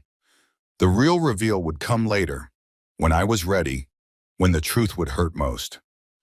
My phone rang at 11:00 p.m. Unknown number, London area code. I almost didn't answer, but something made me press accept. David? Elena's voice, strained, uncertain. Nothing like the confident woman who'd thrown me out 4 days ago. Was that you at dinner tonight? I said nothing, let the silence stretch. David, I know it was you. What are you doing in London? How are you? How did you? She stopped, started again. Who was that man you were with? A business associate, I said calmly. What business? You didn't mention any. You never asked. Another pause. I could hear her breathing, could picture her pacing in whatever expensive hotel room she was staying in, mind racing through possibilities that didn't quite make sense. The divorce papers, she said finally. You haven't signed them. I've been busy. Busy with what? David, what's going on? I thought about telling her, thought about laying it all out, the inheritance, the properties, the $1 billion she'd never known existed. Thought about the look on her face when she realized what she'd thrown away. But that would be too easy, too quick. Revenge that burned fast left nothing but ash. I'm figuring some things out, I said, about who I am, what I want, where I'm going. That's very cryptic. Is it? You told me I needed to be more exciting. I'm working on it. I could hear Marcus's voice in the background, asking who she was talking to. Heard Elena move to another room, closing a door. David, this is ridiculous. We're getting divorced. You can't show up in London and what are you trying to prove? I'm not trying to prove anything, Elena. I'm just living my life. Apparently in some of the same spaces you live yours. London's a big city. Funny we'd run into each other. That wasn't running into each other. That was you at the Ledbury at the same time as you. I had no idea you'd be there. How would I? I don't keep track of your schedule anymore. That privilege ended when you threw me out. The words landed hard. I heard her sharp intake of breath. I didn't throw you out. I asked you to leave. There's a difference, Ramarito. Is there? felt pretty similar from where I was standing. David, sign the papers, Elena. Send them to my lawyer. I'll review them when I'm ready. Until then, enjoy London. Enjoy Marcus. Enjoy your exciting new life. Your lawyer? You have a lawyer now? Everyone should have a lawyer. You taught me that. I hung up before she could respond, and for the first time since Saturday morning, I smiled. Not because I'd hurt her, though I had a little, but because I'd finally stopped letting her define the story. I was sitting on the couch, flipping through channels, trying to find something to fill the quiet evening, when the front door swung open and my whole world flipped upside down. Camilla, my wife of nearly 2 decades, walked in like she owned the place, which, to be fair, she always did. But this time, she wasn't alone. There was a guy with her, some slick-haired jerk with a smirk that made my stomach twist. He had this air about him, like he'd already won something I didn't even know we were competing for. And then there was this little girl, maybe 5 years old, clinging to Camilla's hand, her big eyes darting around the room like she wasn't sure where she'd landed. I froze, my thumb still hovering over the remote, the TV buzzing faintly in the background. Camilla didn't even look at me at first. She just marched in, dropped her purse on the counter, and turned to me with this cold, hard stare I'd never seen before. "Sign these divorce papers and leave now," she said, her voice flat, like she was telling me to take out the trash. It wasn't a question. It wasn't even a fight. It was an order, like I was some hired help she was done with. I blinked, trying to process it, my heart thumping in my chest like it was trying to break free and run. Divorce papers? Leave now? What the hell was happening? Next to me, Julian, my 16-year-old son, sat stiff as a board on the couch. He'd been scrolling on his phone, probably texting his friends or watching some dumb video, but now his screen was dark, his hands gripping the thing like it was a lifeline. His jaw was tight, and I could see the fire flickering in his eyes, even though he didn't say a word. He's always been like that, quiet when he's mad, but you can feel it rolling off him in waves. I wanted to say something, anything, to break the silence, but my tongue felt heavy, stuck to the roof of my mouth. Camilla didn't wait for me to catch up. She reached into her bag, pulled out a stack of papers, and slapped them down on the coffee table in front of me. The sound echoed in the room, sharp and final. "This is done," she said, crossing her arms. "We're done." The guy Trent, she called him later, shifted behind her, looking smug, like he was enjoying the show. The little girl, Ava, just stood there, her tiny fingers wrapped around Camilla's, staring at me like I was some stranger she'd never seen before. Maybe I was. I looked at the papers, the black ink blurring a little as my eyes tried to focus. Divorce. She wasn't kidding. After 18 years, 2 houses, 1 kid, and a million little fights I thought we'd survived, she was standing there telling me to pack up and get out. My house. Our house. The one I'd painted, fixed, lived in for years while she was off finding herself on her endless work trips. I felt my hands clench into fists, the remote digging into my palm. "Camilla," I finally managed, my voice rough, like I hadn't used it in days. "What is this? Who are these people?" She rolled her eyes, like I was the idiot for asking. "This is my life now," she said, gesturing to Trent and Ava like they were some prize she'd won. "You've been sitting here, doing nothing, while I've been building something real. Sign the papers, take your stuff, and go." Her words hit me like a punch, each one sinking deeper into my gut. Nothing? I'd raised Julian. I'd kept this house running. I'd waited for her, night after night, while she drifted further away. And now she was rewriting the story, making me the loser who didn't matter. I glanced at Julian again, hoping he'd say something, anything, to back me up. He didn't. He just stared at his mom, his eyes narrowing, like he was sizing her up. I could tell he was hurt. Hell, I was hurt. But he wasn't going to give her the satisfaction of seeing it. Neither was I. Not yet. I leaned forward, resting my elbows on my knees, trying to keep my breathing steady. "You can't just walk in here and kick me out," I said, keeping my voice low, controlled. "This is my home too." Camilla laughed, a sharp, bitter sound that made the hairs on my neck stand up. "Your home? You've got no job, no money, no nothing. You're lucky I didn't do this sooner." She thought she had me pinned, helpless, ready to slink away with my tail between my legs. Trent smirked again, and I wanted to wipe that look off his face with my fist. But I didn't move. I just sat there, letting her words bounce around in my head, trying to figure out how the woman I'd loved for half my life had turned into this stranger standing in front of me. The little girl tugged on Camilla's hand, whispering something I couldn't hear. Camilla bent down, murmured something back, and then straightened up, brushing her off like an annoyance. That's when I really looked at Ava, her dark hair, her round face. She didn't look like Julian. She didn't look like me. But she had Camilla's nose, maybe her chin. My stomach dropped. How long had this been going on? How long had my wife been living a double life while I was here, playing dad, playing husband, thinking we were still a family? I felt sick, the room spinning a little as the pieces started clicking together. Trent wasn't just some new guy. Ava wasn't just some kid she'd picked up somewhere. This was planned. This was her escape hatch, and I was the dead weight she was cutting loose. "Dad," Julian said suddenly, his voice cutting through the fog in my head. I turned to him, and he nodded at me, just once, like he was telling me to hold on. He didn't look at his mom, didn't even acknowledge Trent or the girl. He just kept his eyes on me, steady and sure. It was enough to pull me back, to keep me from falling apart right there in front of them. I took a deep breath, letting it out slow, and looked back at Camilla. "I'm not signing anything tonight," I said, my voice stronger now. "You don't get to waltz in here and blow everything up without a fight." Her eyes flashed, annoyed, like she hadn't expected me to push back. Trent shifted, his smirk fading a little. And Julian? He just sat there, silent, waiting. Whatever was coming next, I knew one thing for sure. This wasn't over. Not by a long shot. I sat there on the couch, staring at Camilla as she stood across from me, her arms crossed and her eyes gleaming with something I could only describe as victory.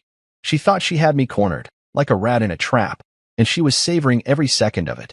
The divorce papers still sat on the coffee table between us, untouched, mocking me with their crisp white edges. Trent, her new boyfriend, leaned against the kitchen counter like he already owned the place, his slick hair catching the light, his smug grin making my skin crawl. And Ava, that little 5-year-old girl, stood by Camilla's side, her tiny hand still gripping my wife's fingers, looking lost in the middle of this mess. My chest felt tight, like someone had wrapped a rope around it and kept pulling, but I couldn't let it show. Not with Julian sitting next to me, his silence louder than any words he could have said. Camilla thought I had nothing, no job, no power, no fight left in me. She was wrong, but I wasn't ready to show my hand yet. For years, I'd been the one holding things together. When Camilla decided her career was more important than us, I didn't argue. I stayed home, raised Julian, made sure he had food on the table, a clean shirt for school, someone to talk to when the world got heavy. She'd always been ambitious, traveling for weeks at a time, chasing promotions, telling me it was all for our future. I believed her back then. I'd cook dinner, keep the house running, and wait for her calls that came less and less often. She'd breeze in for a weekend, all smiles and expensive perfume, then vanish again. I didn't chase her. Maybe I should have. Maybe that's why she thought she could walk in here now, with this Trent guy and a kid I'd never seen before, and just erase me like I was some smudge on her perfect life. "You've been a ghost in this marriage for years," she said, her voice sharp, cutting. "I've moved on. You should too. Moved on." Like it was that simple. I looked at Trent again, trying to figure out who this guy was. He wasn't some random fling. He carried himself like he'd been around a while, like he knew things about my wife I didn't. His suit was pressed, his shoes polished, the kind of guy who spent more time in front of a mirror than I'd spent fixing the leaky sink last month.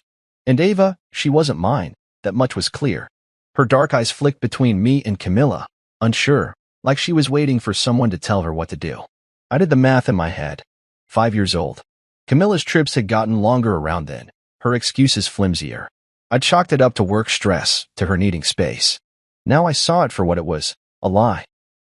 She'd been building a whole other life while I was here, playing the fool, thinking we were still a team. "You expect me to just walk away?" I asked, keeping my voice steady even though my hands were shaking a little. I shoved them into my lap so she wouldn't see. "After everything I've done for this family?" Camilla laughed, a cold, brittle sound that bounced off the walls. "Family? You mean sitting around, pretending to be a writer while I paid the bills? I've been carrying us, and I'm tired of it." That stung. I'd given up my job years ago. Yeah, but it was for Julian. For her. She'd begged me to stay home so she could climb the ladder, and I did it because I loved her. Now she was twisting it, making it sound like I was some lazy bum leeching off her success. I wanted to yell, to tell her how many nights I'd stayed up with Julian when he was sick, how many times I'd fixed this house with my own hands, how I'd kept us afloat when her career didn't cover the mortgage. But I didn't. Not yet. Julian shifted beside me, his knee brushing mine. I could feel the tension in him, like a coiled spring ready to snap. He hadn't said a word since she walked in, but his eyes were locked on her, watching every move. He knew more than he was letting on, I could sense it. He'd always been sharp, picking up on things I missed. Maybe he'd seen this coming. Maybe he'd heard her on the phone, caught whispers of Trent or Ava when I was too busy to notice. I wanted to ask him, to lean over and whisper, "What do you know, kid?" But this wasn't the moment. Camilla was still talking, laying out her victory speech like she'd rehearsed it in the car. "Trent and I have something real," she said, glancing at him with a smile I hadn't seen in years. "Ava's part of that. You're not." Her words landed heavy, each one a brick piling up between us. I looked at the little girl again, her small face framed by dark curls. She didn't deserve this, being dragged into a fight she couldn't understand. But Camilla didn't care. She was too busy rewriting our history, painting me as the failure so she could feel good about walking away. I leaned back on the couch, forcing myself to breathe, to think. She thought I was weak because I didn't scream, didn't throw things, didn't beg her to stay. She didn't know me at all. "You're making a mistake," I said quietly, meeting her eyes. She smirked, like she'd already won. "No, you're the one who's been living a mistake. Sign the papers, and let's end this." I didn't touch the papers. I just sat there, letting her words hang in the air, feeling the weight of Trent's stare and Ava's confusion. Julian's silence was a wall beside me, solid and strong. Camilla thought she'd blindsided me, that I'd crumble under her big reveal. But I'd spent years learning to be patient, to wait, to watch. She didn't know I'd been keeping score, not with anger, but with facts. The house, the money, the truth. She thought she was serving me betrayal on a silver platter, cold and final. She didn't realize I wasn't ready to eat it. Not yet. I glanced at Julian again, and he gave me the smallest nod, like he was saying, "We've got this." Maybe we did. Maybe this wasn't the end she thought it was. I watched Camilla as she stood there, her posture stiff and confident, like she'd spent months plotting this moment in her head. She had it all figured out, didn't she? The divorce papers still sat on the coffee table, glaring at me, daring me to pick them up and sign my life away. She'd walked in here with Trent and Ava like they were her shiny new trophies, and I was just the old, broken thing she was tossing out. "We've been apart for years," she said, her voice smooth, practiced. "We're practically strangers. It's time you moved on." She didn't even look at Julian, didn't acknowledge the boy sitting next to me who'd spent his whole life waiting for her to come home. It was like he didn't exist in her new little world. I leaned forward, resting my arms on my knees, trying to keep my hands from shaking. She was so sure of herself, so certain she'd planned every step of this perfectly. And maybe she had, up until now.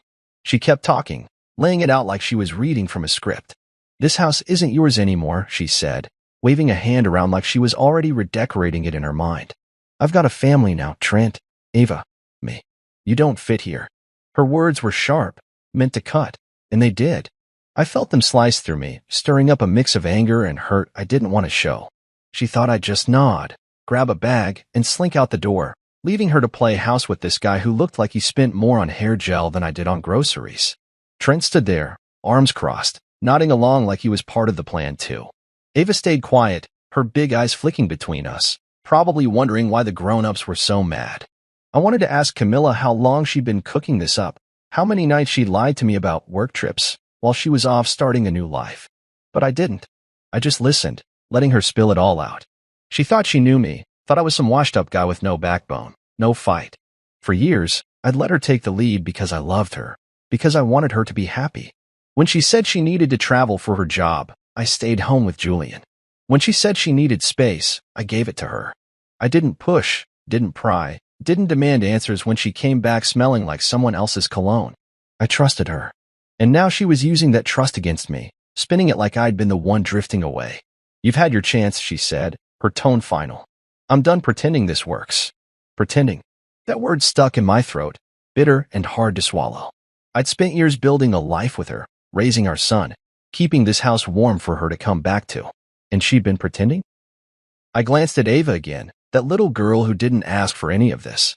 She was proof Camilla hadn't just moved on, she'd built something else entirely. 5 years old.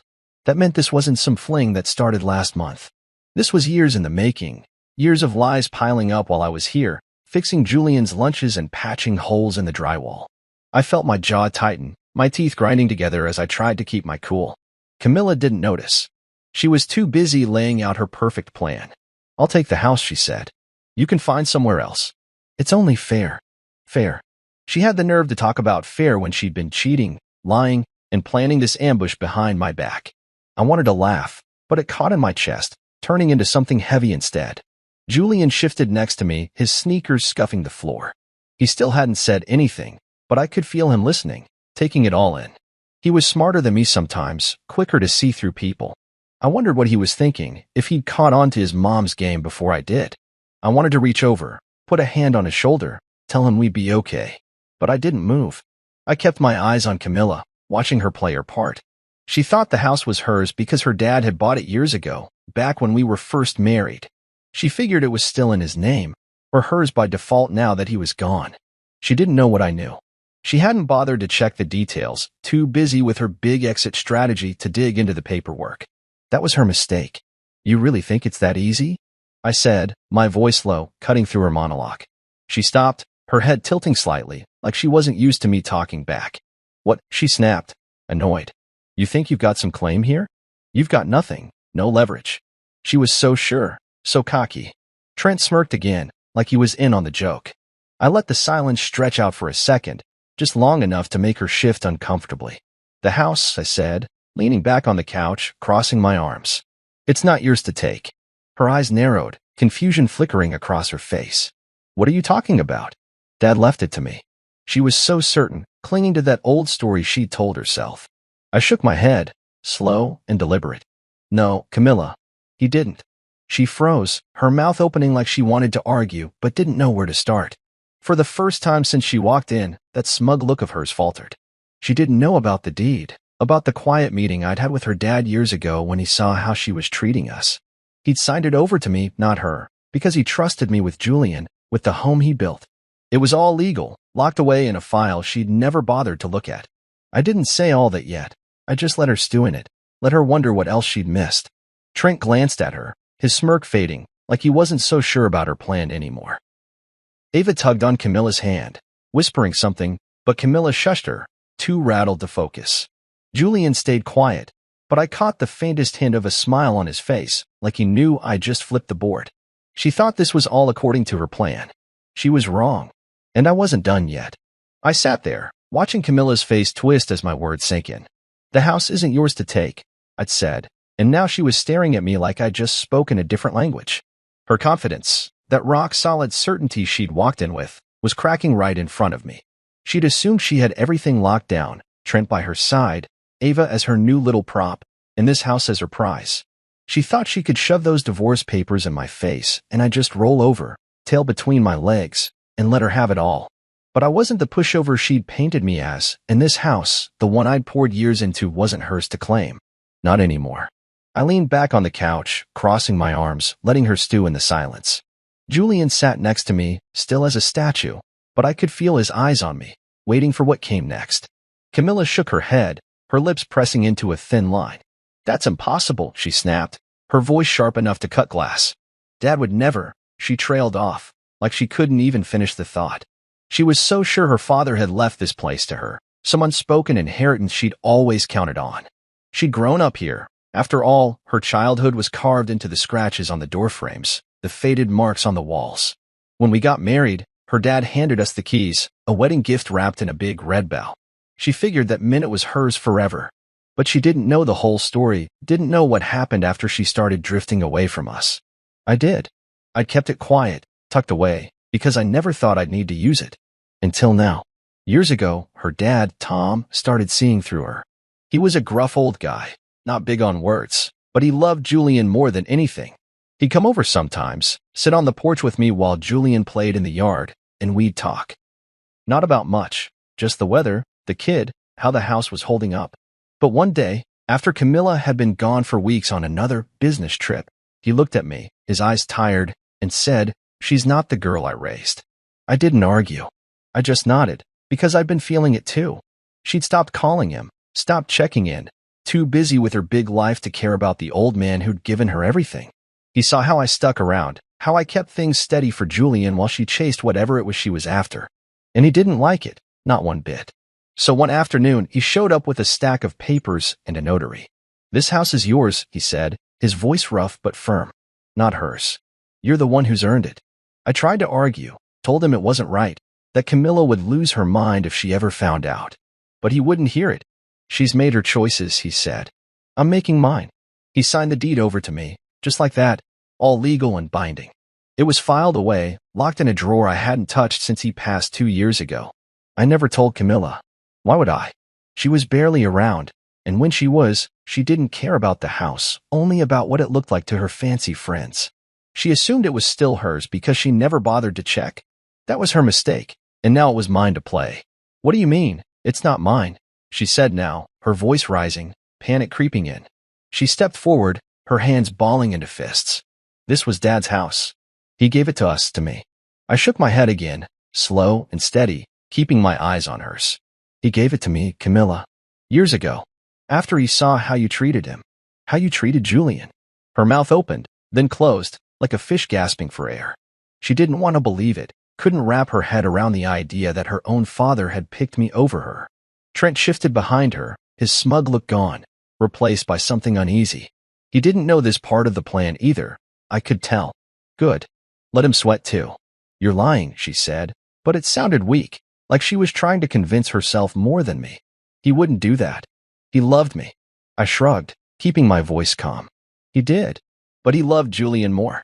And he trusted me to take care of him. You weren't here, Camilla. I was. That hit her hard. I saw it in the way her shoulders stiffened, the way her eyes flicked away for a second. She hated being reminded of what she'd missed, all those years she'd left us behind. She built this story in her head where she was the hero, the hard-working mom who'd sacrificed everything. But the truth was she'd sacrificed us, me, Julian, her dad, for whatever she had with Trent and Ava. I reached into my pocket, pulled out my phone, and scrolled to a photo I'd kept, a scanned copy of the deed, just in case. I held it up, letting her see the date, the signatures, the notary stamp. It's all here, I said. Legal and done. You can check the county records if you want.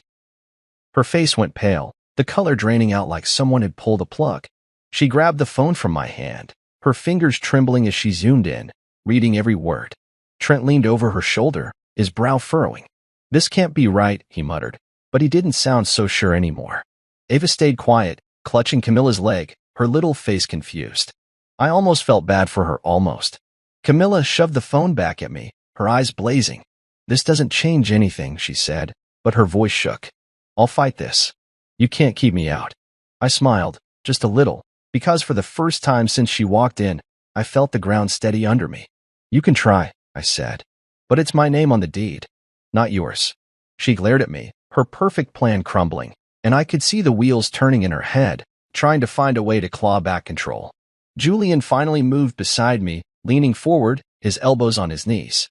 He didn't say anything, but his presence was enough. We were in this together, and she didn't see that coming. Her plan was falling apart, and I wasn't going anywhere. I sat there, the phone still in my hand from showing Camilla the deed, watching her scramble to hold on to whatever was left of her plan.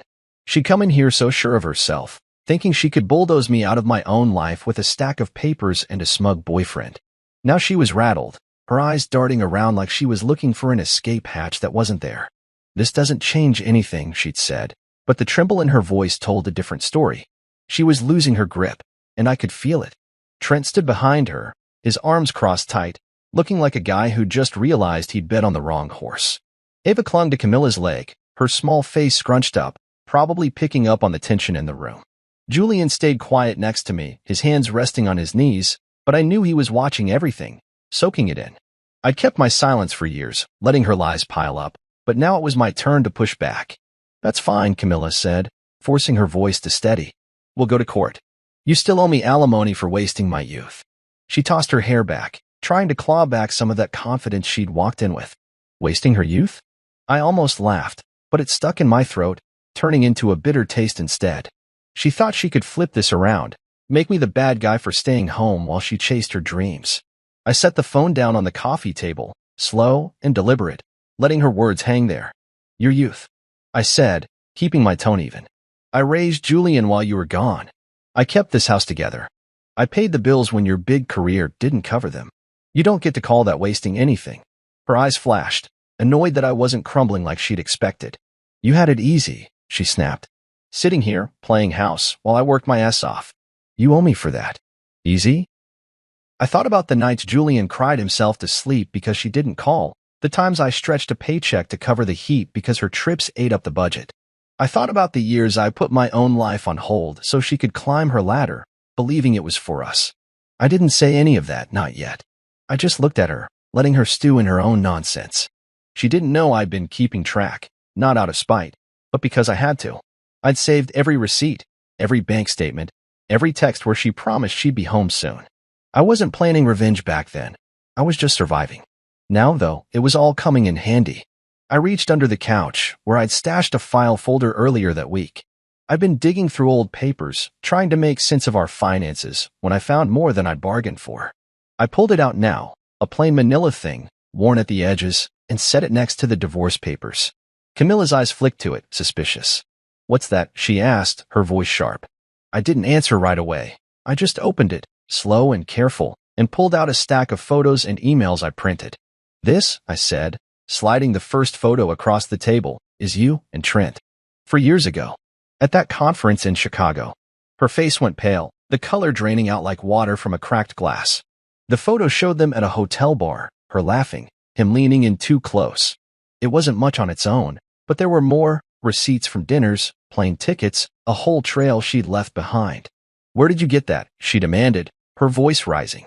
Trent stepped forward, his jaw tight, but he didn't say anything. He didn't have to. I could see the panic in his eyes. "Doesn't matter," I said, calm as I could manage. "What matters is it's been going on a lot longer than you're pretending. For years, Camilla. We were still married. Still a family." I slid another paper over, an email from Trent, dated 3 years back, talking about their future. She grabbed it, her hand shaking, scanning the words like she could make them disappear. "This is nothing," she said, but it sounded weak, desperate. "You can't prove anything." I shrugged, leaning back again. "Maybe not in court. Not yet. But I've got enough to make it messy. And I will, if you push me." She stared at me, her mouth opening and closing like she couldn't find the right comeback. For years, she'd counted on my silence, my patience. I didn't fight when she pulled away, didn't yell when she stopped coming home. I let her lie because I didn't want to break what was left of us, for Julian's sake, for mine. But now she was trying to take everything, to erase us like we'd never mattered. That's where she crossed the line. "You think you're so smart," she muttered, tossing the email back on the table. "What's your plan? Huh? Drag this out? Bleed me dry?" I shook my head. "I didn't want this, Camilla. You did. You're the one who brought him here, brought her." I nodded at Ava, who flinched a little at the attention. "You made this mess. I'm just cleaning it up." Trent finally spoke, his voice low, edgy. "You're bluffing. You've got nothing real." I turned to him, meeting his stare. "You sure about that? You think I've been sitting here twiddling my thumbs while you two played house?" He didn't answer, just looked away, his confidence slipping. Camilla tried to rally, crossing her arms again. "Fine. Keep your stupid house. I'll still get what's mine." She was grasping now, clutching at anything to save face. I didn't argue. I just watched her, letting her lies crash against my silence. She'd underestimated me for years, thought I was too soft, too weak to fight back. She didn't know I'd been building a shield all this time, piece by piece, waiting for the day she'd force my hand. Julian shifted beside me, his elbow brushing mine. I glanced at him, and he gave me that same small nod he'd given before, like he was saying, "Keep going." He'd seen it too, her lies, her games. He'd been quiet, but he wasn't blind. I turned back to Camilla, my voice steady. "You want to fight dirty? Go ahead. But I've got more than you think." She glared at me, her plan unraveling, and I could see the doubt creeping in. She'd thought she could bury me with her betrayal. Instead, my silence, my years of watching, waiting, was about to bury her. I sat there, the file of photos and emails still spread out on the coffee table, watching Camilla try to piece her crumbling plan back together. She'd gone pale when I showed her the proof of her affair, for years of lies laid out in black and white. And now she was scrambling, her eyes flicking between me and Trent like she wasn't sure who to blame. She'd walked in here thinking I was some broke, clueless nobody she could sweep out of her life. But I'd just turned the tables with the house deed and the evidence of her cheating. She muttered something under her breath, too low for me to catch, then straightened up, forcing that fake confidence back into her voice. "I can't believe this," she said, her tone dripping with sarcasm. You've just been sitting here writing blogs and burning toast." She waved a hand at me, like I was some sad joke she'd outgrown. That's when Julian finally broke his silence, and everything changed. He stood up from the couch, slow and deliberate, his sneakers scuffing the floor as he moved.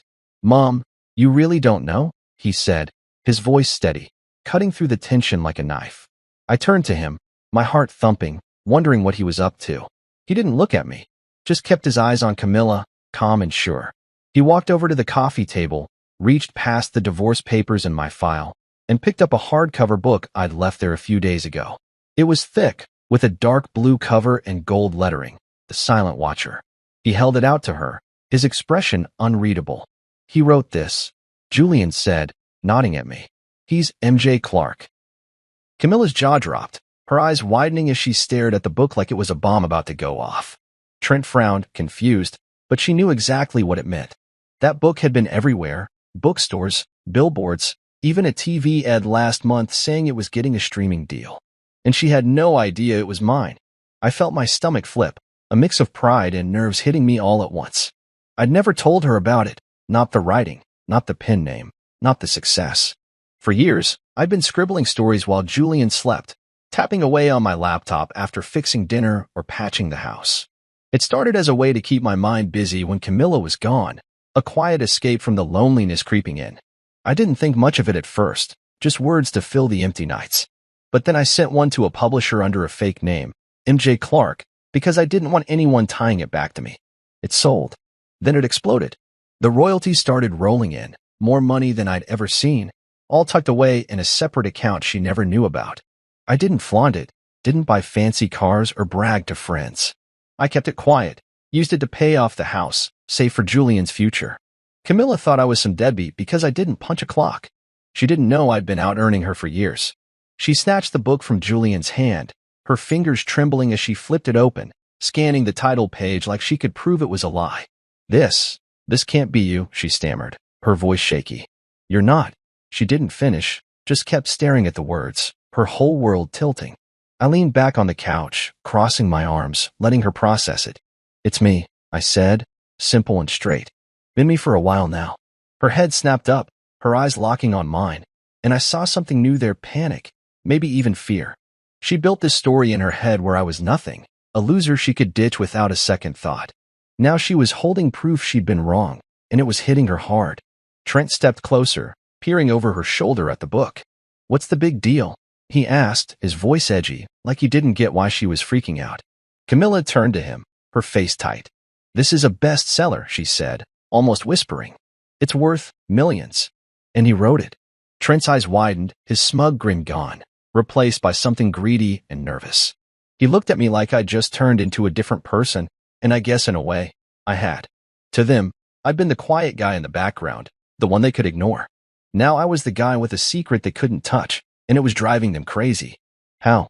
Camilla demanded, turning back to me, the book still clutched in her hands. "When did you even?" She couldn't finish the question, too rattled to make sense of it. I shrugged, keeping my voice calm. "While you were gone. Nights, mostly. Had a lot of time to think." That stung her. I saw it in the way her mouth twitched. She hated being reminded of how much she'd left behind, how many hours I'd spent alone while she was off with Trent. Julian sat back down next to me, his expression steady, but I caught the faintest smirk on his face. He'd known about the book for months, found it on my desk one day, and put it together. He didn't tell anyone, just kept my secret, proud in his own quiet way. Camilla flipped through the pages, her hands shaking, then stopped, looking at me again.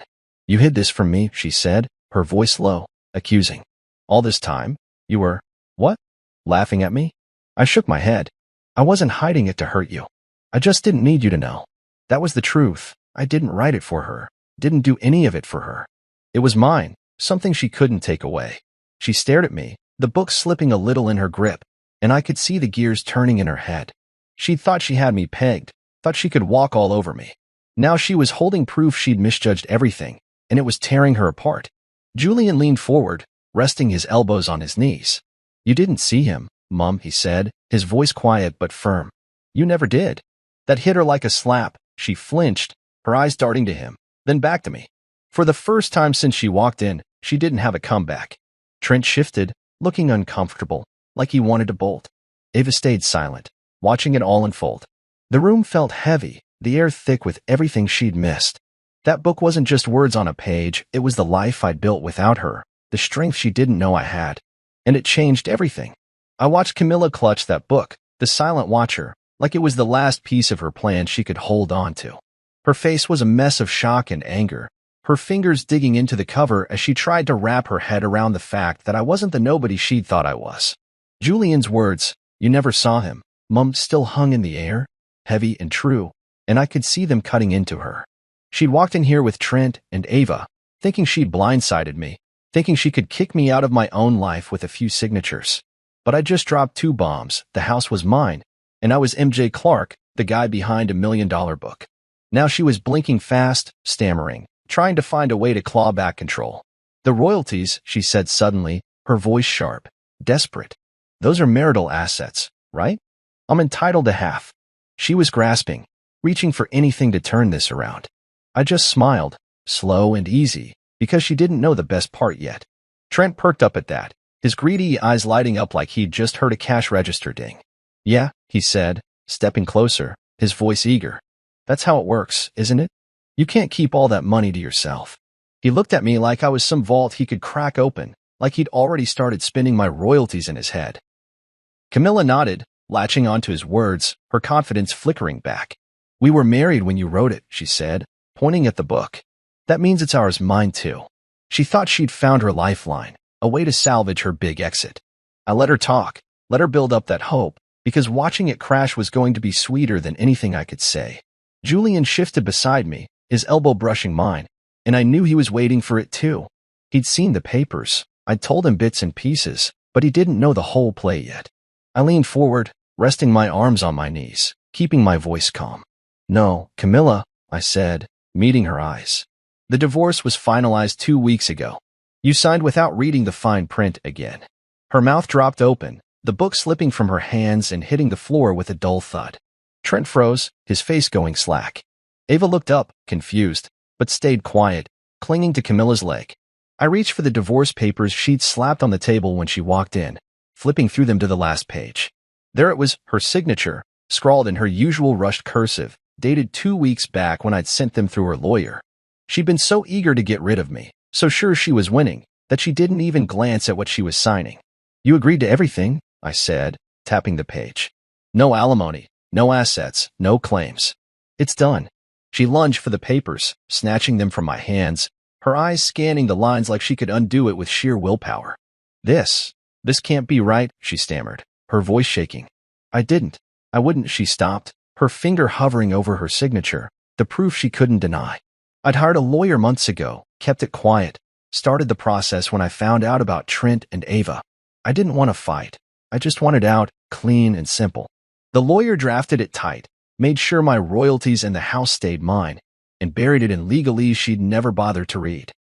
She'd signed it in a hurry, probably thinking she'd deal with the details later, after she'd kicked me out. She didn't know I'd already filed it, didn't know the judge had stamped it final. She'd played herself, and now she was realizing it. Trent's face went red, his hands balling into fists.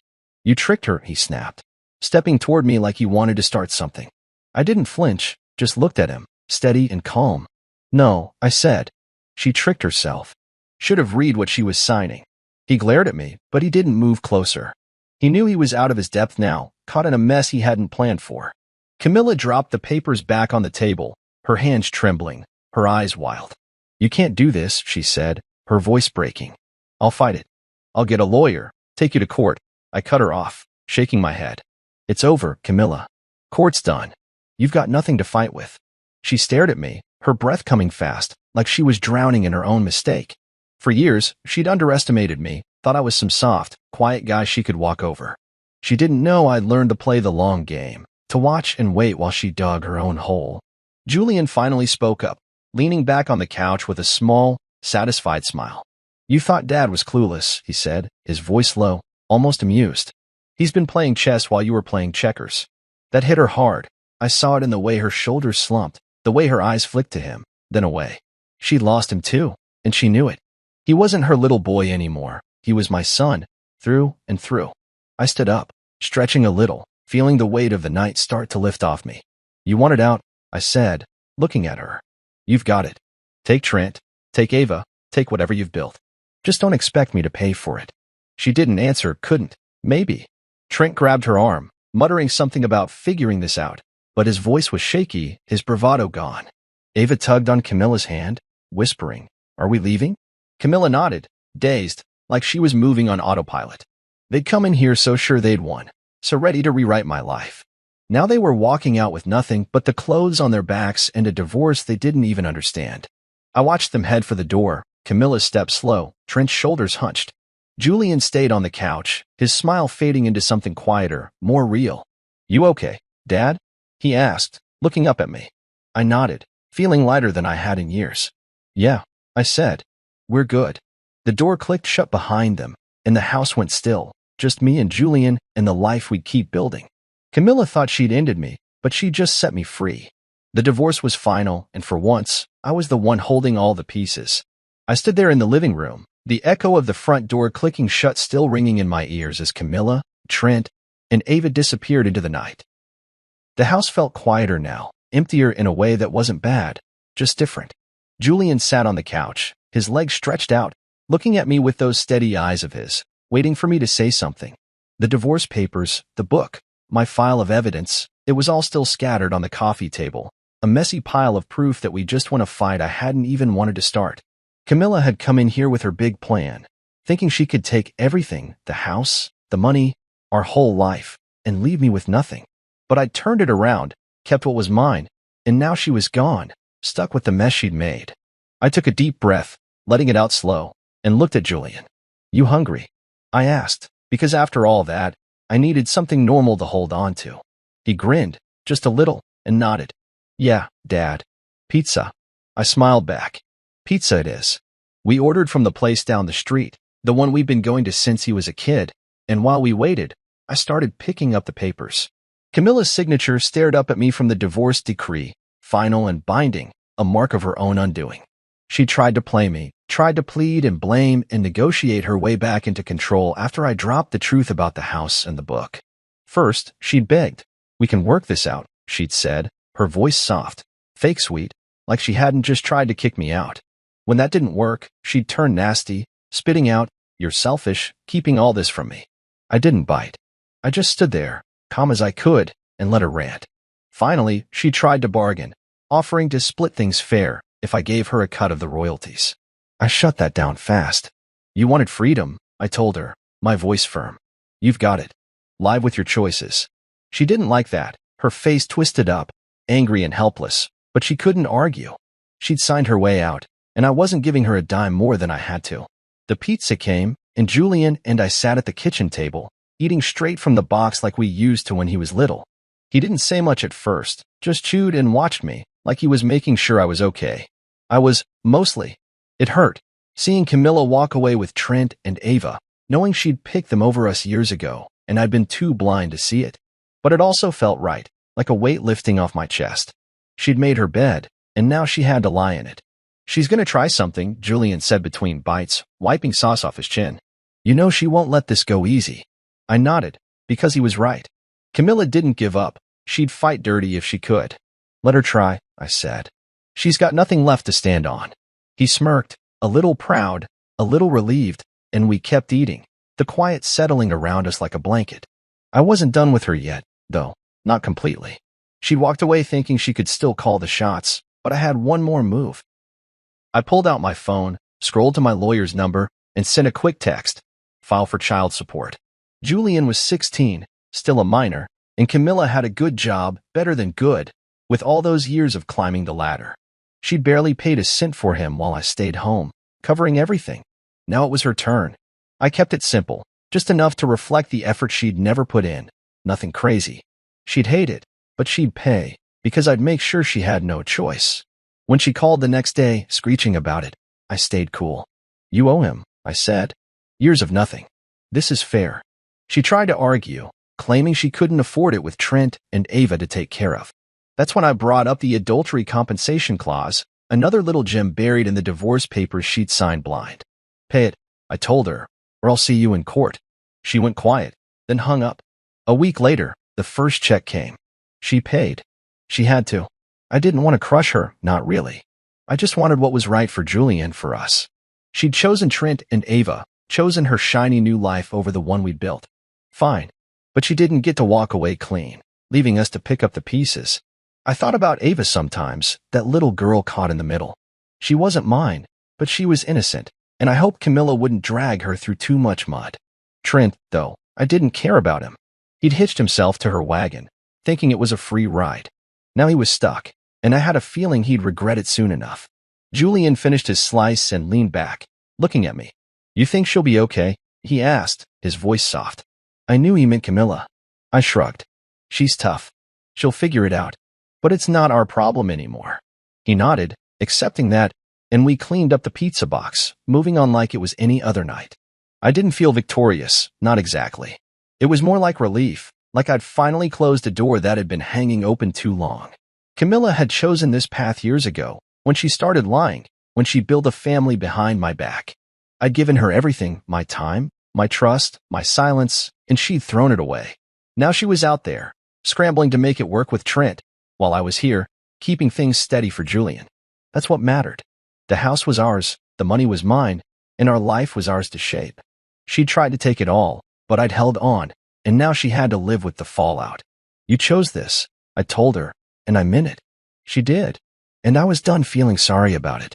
I woke up the next morning to sunlight streaming through the kitchen window, hitting the counter just right, making the old wood glow a little. The house was quiet, peaceful in a way it hadn't been for years, not since Camilla started drifting away, leaving me and Julian to fill the empty spaces she left behind. Last night had been a storm, with her storming in with Trent and Ava, trying to rip everything apart, only to walk out with nothing but her own mistakes. Now it was just us, me and Julian, and the air felt cleaner, like we'd finally shaken off something heavy. I started the coffee maker, the familiar gurgle filling the silence, and thought about what came next.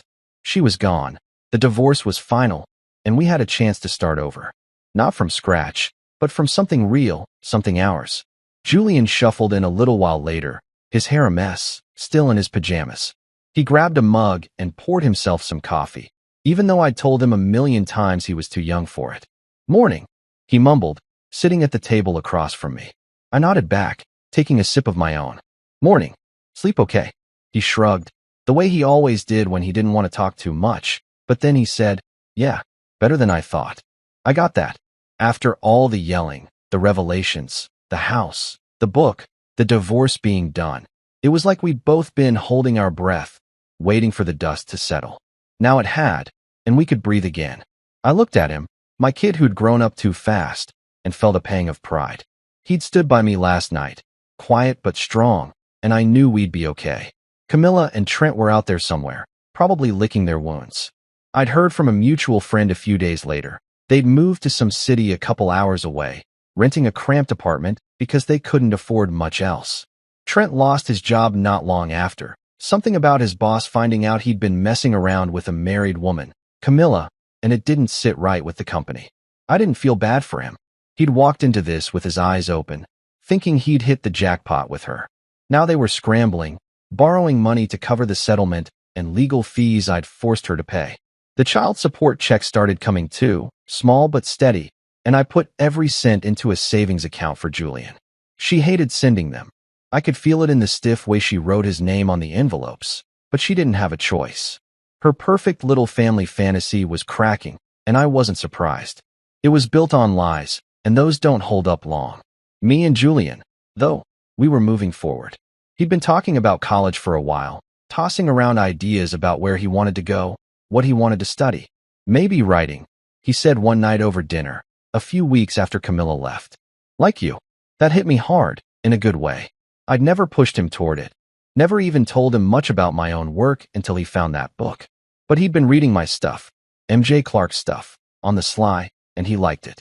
You're good at it, I told him, keeping it simple. If that's what you want, go for it.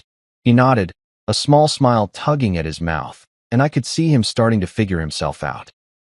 He was applying to schools now, filling out forms late into the night, and I'd sit with him sometimes, helping with essays, or just keeping him company. It felt right, like we were building something together. I kept writing too, under my pen name, staying out of the spotlight like always.